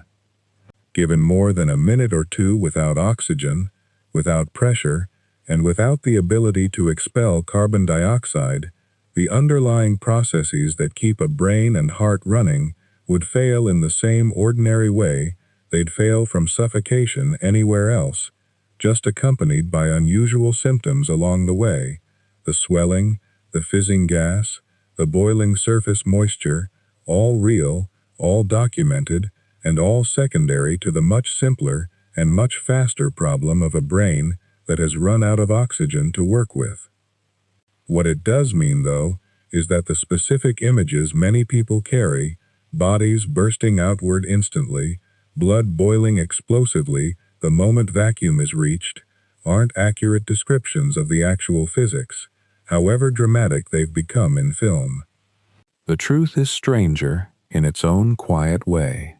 A story about pressure differences and dissolved gas doing exactly what pressure differences and dissolved gas do anywhere else, just taken to an extreme that happens to exist 100 kilometers or so straight up. And that idea of a boundary 100 kilometers overhead where the ordinary rules about pressure and air finally run out entirely is itself worth turning toward next, because the atmosphere doesn't simply stop at some crisp line the way a wall does. It thins out slowly, gradually, in a way that raises its own quiet question about where exactly the sky actually ends. Before anyone could ask that kind of question with any precision, they needed a way to actually measure the thing they were asking about. And for a very long time, nobody did. Air was air. It was the medium you moved through, not a substance with its own weight, its own pushing force, its own number attached to it. That changed slowly, and mostly by accident, in workshops and mines and university courtyards across 17th century Europe, through a string of people who were mostly trying to solve much smaller, much more practical problems. The story usually starts with well diggers, of all people. In the mines and irrigation projects of northern Italy, workers had long known that suction pumps, the kind that draw water up a pipe by creating a vacuum above it, simply refused to lift water higher than about 32 feet, no matter how well built the pump was, or how hard anyone worked the handle. This was a genuine mystery at the time. The prevailing explanation, going back to Aristotle, was something called horror vacui, nature's supposed abhorrence of empty space, the idea that a vacuum was so unnatural that the universe would do whatever necessary to prevent one, including pulling water up a pipe. But horror vacui, taken as an explanation, had an obvious weakness. If nature truly abhorred a vacuum, why would it abhor one enough to lift water 32 feet, and then simply stop caring at 33? Galileo heard about this problem late in his life, and found it genuinely puzzling, though he never quite solved it himself. That task fell to his student, a young mathematician named Evangelista Torricelli, working in Florence in the early 1640s. Torricelli's insight was almost embarrassingly simple once stated, though it took real nerve to propose. What if it wasn't a vacuum pulling water up at all? What if it was the weight of the air itself, pressing down on the exposed surface of the water elsewhere in the system, pushing it up into the pipe wherever the pressure inside was lower? Under that idea, the 32-foot limit wasn't some mysterious ceiling on nature's abhorrence. It was simply the maximum height of water that ordinary atmospheric pressure could support, given how much water weighs. To test this, Torricelli did something clever. If the limit came from the weight of the air pushing on the weight of the liquid, then a denser liquid should hit its limit at a correspondingly shorter height.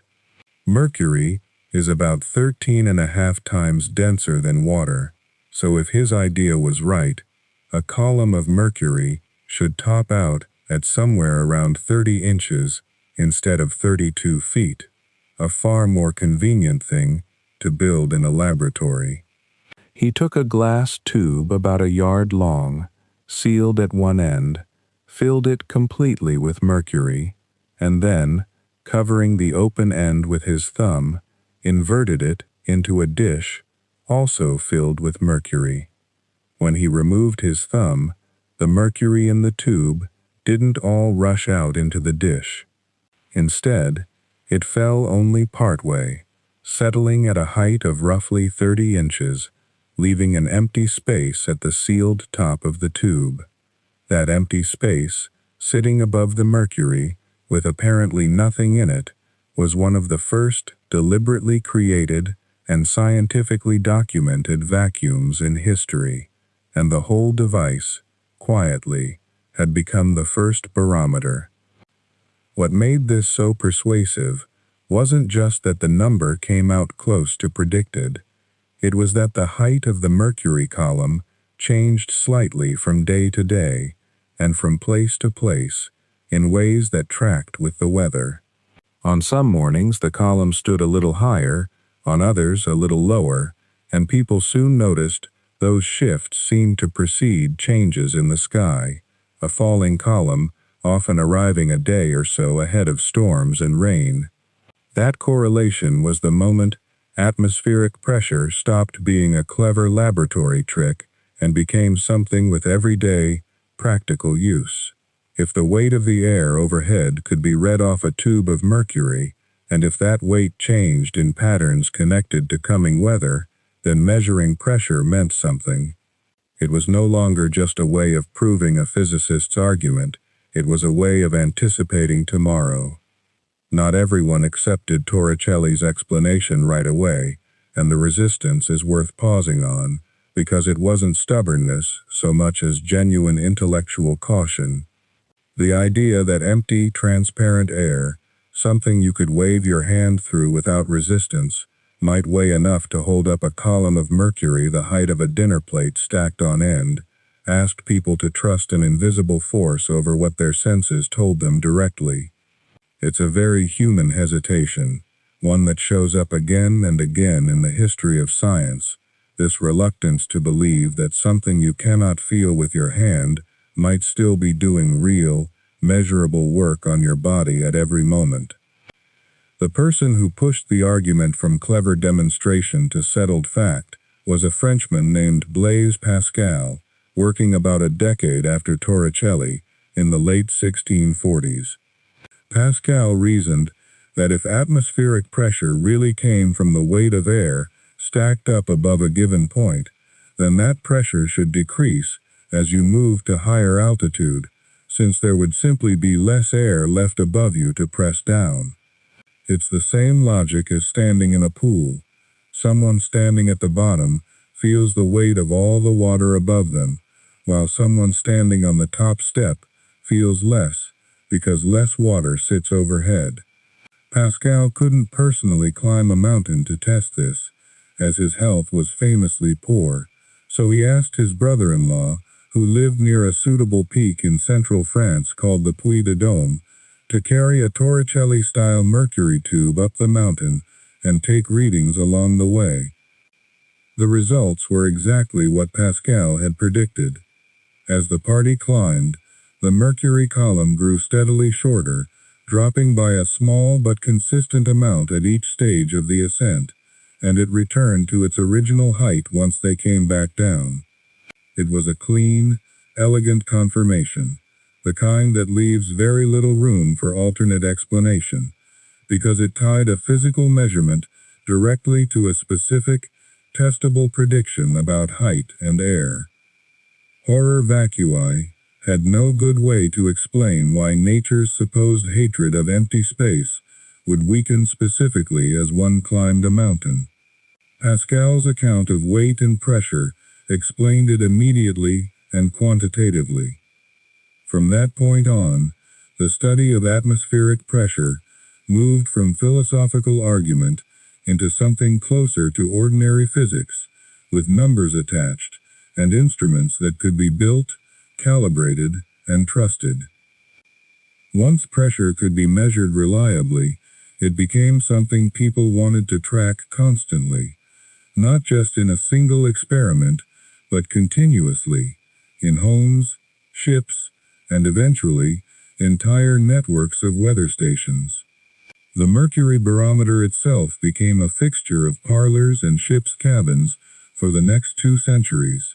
Its glass tube, mounted in a wooden case, its reading checked each morning the way people today might check a thermometer or a phone.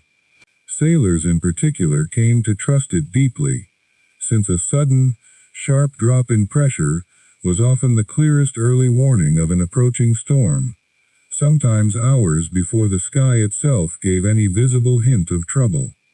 A falling glass, as it was often called, became shorthand for danger at sea, a phrase that shows up again and again in old ships' logs and captains' journals. The 19th century brought a different kind of barometer altogether, one that didn't rely on mercury at all. The aneroid barometer, developed in the 1840s, used a small sealed metal box with flexible walls, partly evacuated of air inside, that would compress slightly as outside pressure rose and expand slightly as it fell.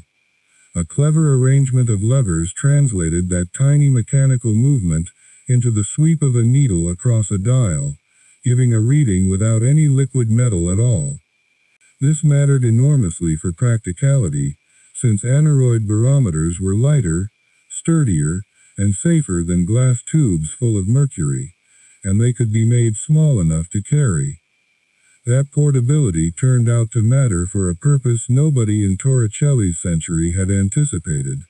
Because pressure falls in a predictable way with altitude, a sufficiently precise aneroid mechanism could be calibrated not just to show weather, but to show height itself, becoming, in effect, an altimeter, the same basic principle later carried into aircraft cockpits, where pilots read their elevation not from some direct measurement of distance to the ground, but from the changing weight of the air pressing on a small sealed chamber strapped into the instrument panel in front of them. It's a strange kind of continuity, when you sit with it for a moment, that the number glowing on a modern aircraft's altimeter traces back through an unbroken chain of reasoning to a glass tube of mercury, inverted in a dish in Florence, and further back still to well diggers in Italy, puzzling over why their pumps refuse to lift water past a certain stubborn height.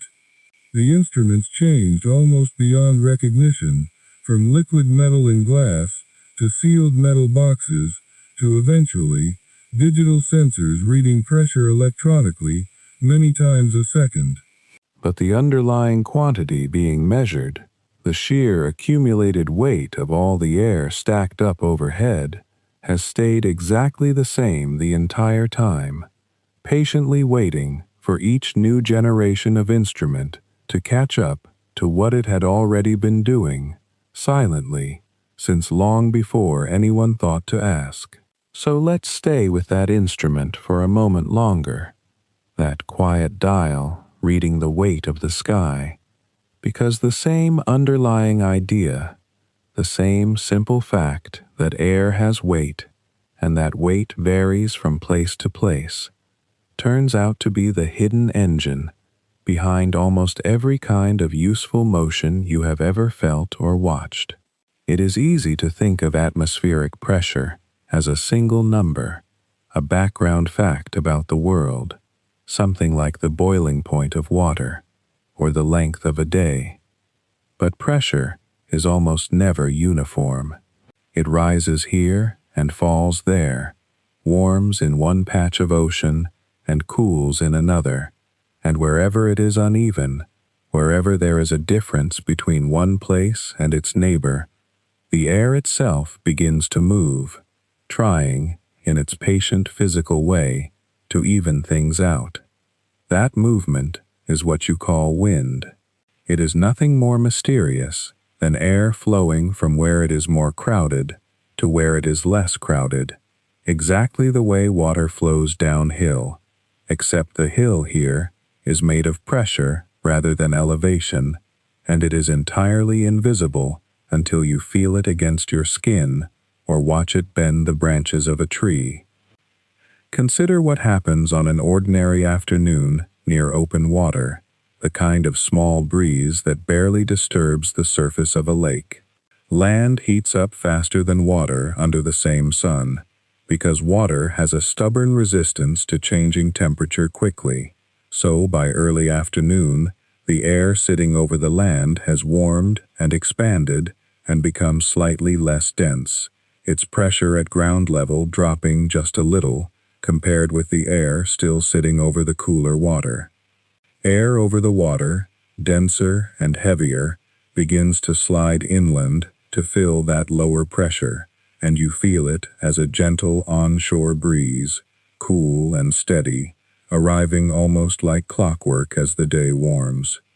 At night, the pattern reverses, since the land loses its heat quickly once the sun is gone, while the water holds onto its warmth a while longer, and the breeze reverses direction too, now flowing from the cooling land back out toward the still mild water.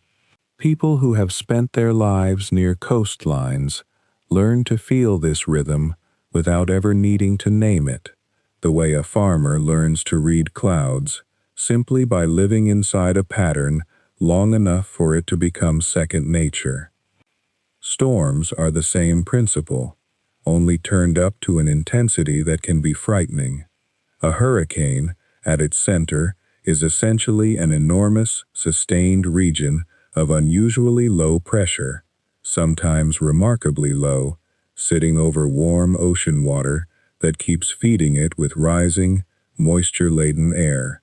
Surrounding air rushes in to fill that low-pressure heart, and because the earth itself is spinning beneath the whole system, that inward rushing air gets deflected into the long, curling spiral you recognize instantly from satellite photographs, arms of cloud wound around a strangely calm center. The stronger the pressure difference between the storm's core and the surrounding atmosphere, the harder the air is pulled inward, and the fiercer the winds become, as they accelerate toward that low.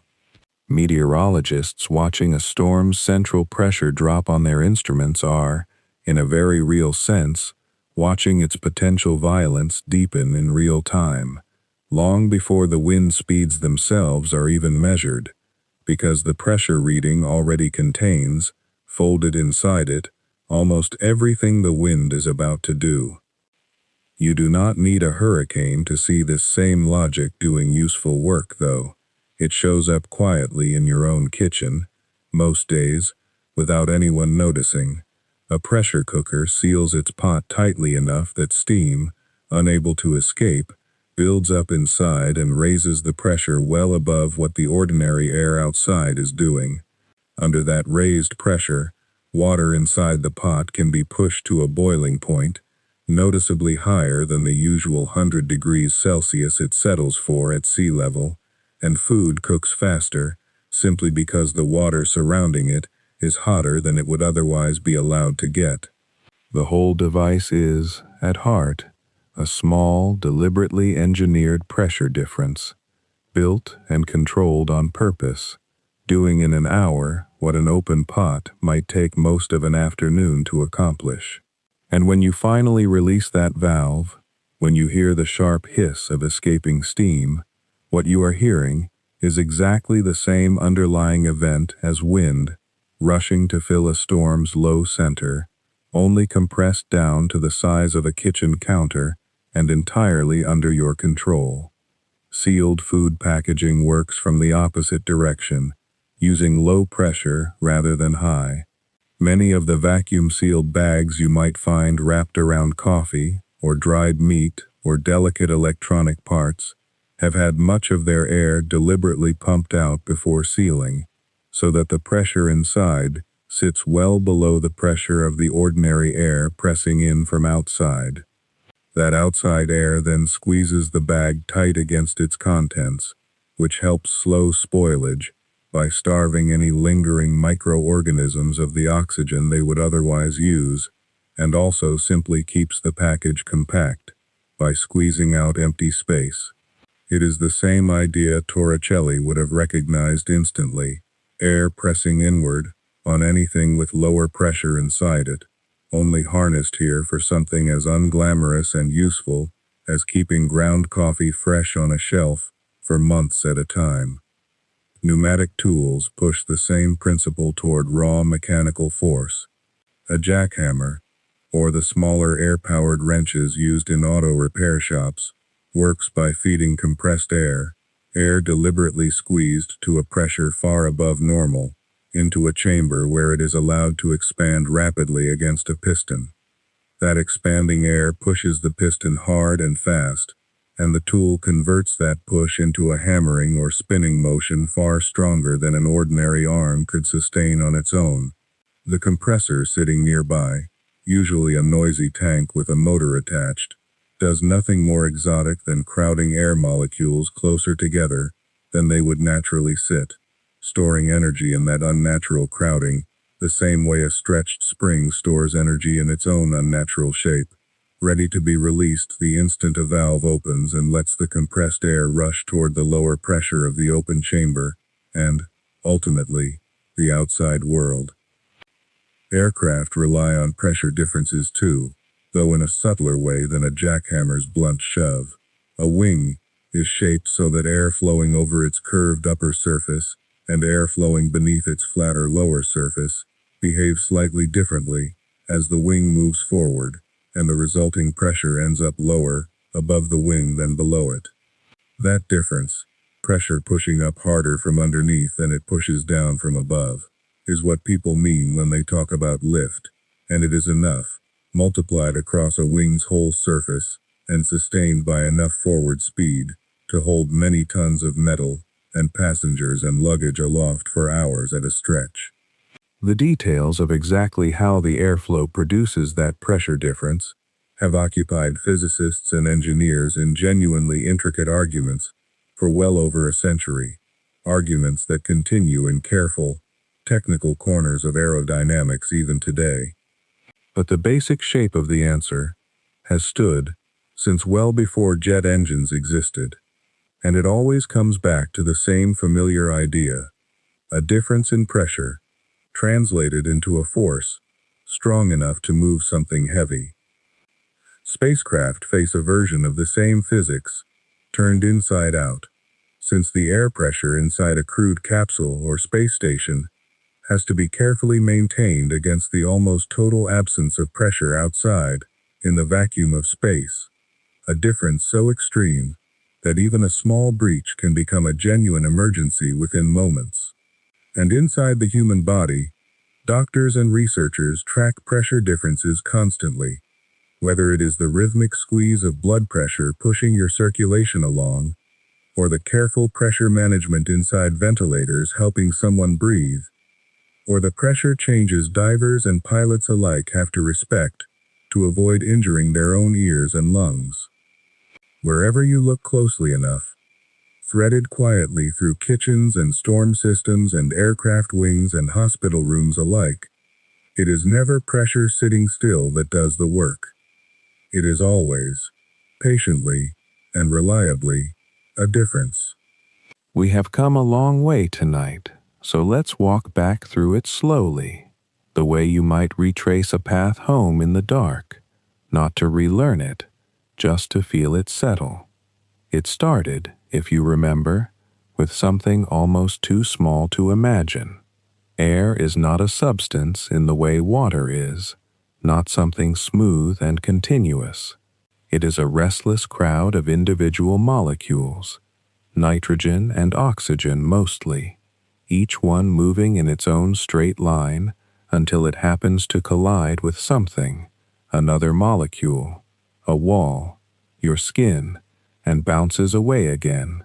Trillions of these collisions happen against your body every single second, each one delivering a tiny, meaningless nudge. No single impact would register as anything at all, but add them together, across the whole surface of a person, across every hour of every day since before you were born, and that ceaseless drumming of impacts becomes something real enough to have a name and a number. That is what pressure actually is, underneath all the everyday language we use for it, not a force pressing down like a hand, but the accumulated statistics of countless small collisions, arriving from every direction at once. And above all of that restless motion sits the atmosphere itself, held down not by any wall or ceiling, but by gravity alone, thinning gradually as you go up, the way a crowd thins out as you move away from the center of a festival. There is no clean edge where the air stops, no dome you could touch. It just becomes sparser and sparser, molecule by molecule, until eventually there are so few particles left that the word air barely applies anymore, and you have drifted into what we call space. And because that whole enormous column of air, stretching upward for many miles, has weight, real weight, the same kind of weight a stack of books has, its pull downward is what gives sea level pressure its familiar value, somewhere close to 15 pounds pressing on every square inch of you, or if you prefer the international phrasing, somewhere near 100,000 pascals. Multiply that gently across the whole surface of an adult body, and the total load is genuinely enormous, something like the weight of a small car, resting on you at every moment. And yet you have never once felt crushed by it. That was the puzzle we opened with, and its answer turned out to be quiet, rather than dramatic. You are not fighting the atmosphere, you are matched with it. Every cell in your body, every space inside you that could otherwise be compressed, carries its own outward pressure, fluids and gases pushing back with almost exactly the same strength that the air is pushing in. Balance, not resistance. Two forces so evenly matched that neither one wins, and so neither one is felt. It is the same reason a swimmer resting quietly underwater does not feel torn apart by the water pressing in from every side, because the water pressing in is met by pressure pushing back out from within. Stillness, in physics, is very often not the absence of force. It is two forces that have agreed to cancel each other exactly. From there, we followed pressure into the more delicate corners of the body, into places where that balance is not automatic, but has to be actively managed, moment to moment, by small, deliberate mechanisms. Your ears, we noticed, are really pressure instruments in miniature. That eardrum only stays comfortable when the air pressure behind it, tucked away in the middle ear, matches the air pressure in front of it, out in the world. A short tube, called the eustachian tube, exists purely to let that back pressure equalize, opening briefly with a swallow or a yawn, and when it cannot keep up, on a fast elevator, on a descending airplane, deep underwater, you feel that unmistakable fullness, and know that somewhere in your body, a balance has slipped slightly out of alignment and is asking to be restored. We went further into the water after that, following divers down into darker layers where pressure builds with genuine seriousness, roughly doubling in the first 30 feet or so, and continuing to climb from there, compressing gas spaces in the body and dissolving extra nitrogen into the blood in ways that must be respected on the way back up, slowly, in careful stages, precisely because pressure that seems abstract on the surface becomes entirely concrete underwater, capable of real harm if it is misunderstood or rushed.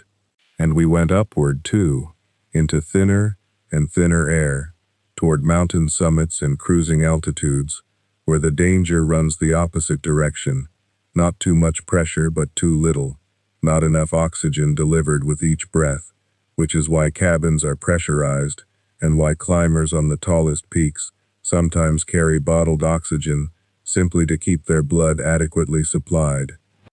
Beyond even that, we touched briefly on true vacuum, the near absence of pressure altogether, the condition waiting just outside a spacecraft's thin metal skin, where without a full pressure suit, the body's dissolved gases would begin to come out of solution, not through some sudden violent event, the way old films like to suggest, but through a genuinely dangerous physiological process that engineers and doctors take extremely seriously, which is exactly why spacecraft and space stations are built and monitored with such obsessive, redundant care around every seal and hatch. Then we moved from the body to the instruments people invented to make all of this visible in the first place, since pressure, remember, cannot be seen directly. It can only be inferred, and it took centuries of careful, patient tinkering to learn how. There was mercury rising and falling in a sealed glass tube, first understood in the 1600s, a column of liquid metal being pushed upward by nothing more than the weight of the sky pressing on a dish below it. There were aneroid gauges later, sealed metal chambers that flex ever so slightly as pressure shifts around them, translating that flex into the gentle sweep of a needle. And there is the modern language we still use to describe all of it. Atmospheres and pascals and pounds per square inch, different units built by different traditions, all quietly measuring the same underlying reality, that restless drumming of molecules against a surface. And finally, we let that same idea, pressure as difference rather than pressure as substance, carry us into the wider world outside the body altogether, into weather, where warm rising air leaves a slight emptiness behind it, that colder air rushes in to fill, which is the wind you feel on your face, nothing more mysterious than air moving from where it is more crowded to where it is less. Into storms, where a sufficiently deep patch of low pressure can organize that rushing air into a spiral large enough to be named and tracked and warned about. Into the ordinary hush of a sealed jar in your kitchen, where a small difference in pressure between inside and outside is the entire, unglamorous reason the lid resists your fingers until it doesn't. And into the wings of aircraft, where a carefully shaped surface persuades the air moving across it to arrange itself into slightly different pressures above and below, a difference modest at any single point, but powerful enough, added up across a whole wing at speed, to lift many tons into the sky and hold it there for hours. It is worth remembering, as your thoughts loosen and drift tonight, which parts of this were solid physics, and which were companionable metaphors, offered only to make the physics easier to hold. The pressure differences themselves, the balance inside your body, the mechanics of your ears, the real risks of diving in altitude and vacuum, these are as settled and as carefully measured as science gets. But phrases like air rushing to fill a gap, or pressure wanting to equalize, are gentle simplifications, useful shorthand for behavior that in truth follows simply from countless individual molecules doing nothing more than obeying the ordinary laws of motion, without wanting anything at all. And so, gently, we arrive back where we began. Wherever you are lying right now, air is pressing against you, quietly, evenly, from every direction, exactly as it has every night of your life, and exactly as your body has always known how to answer without your ever needing to think about it. There is nothing left to solve here tonight, nothing left to watch for, just that old, invisible balance, holding steady around you in the dark.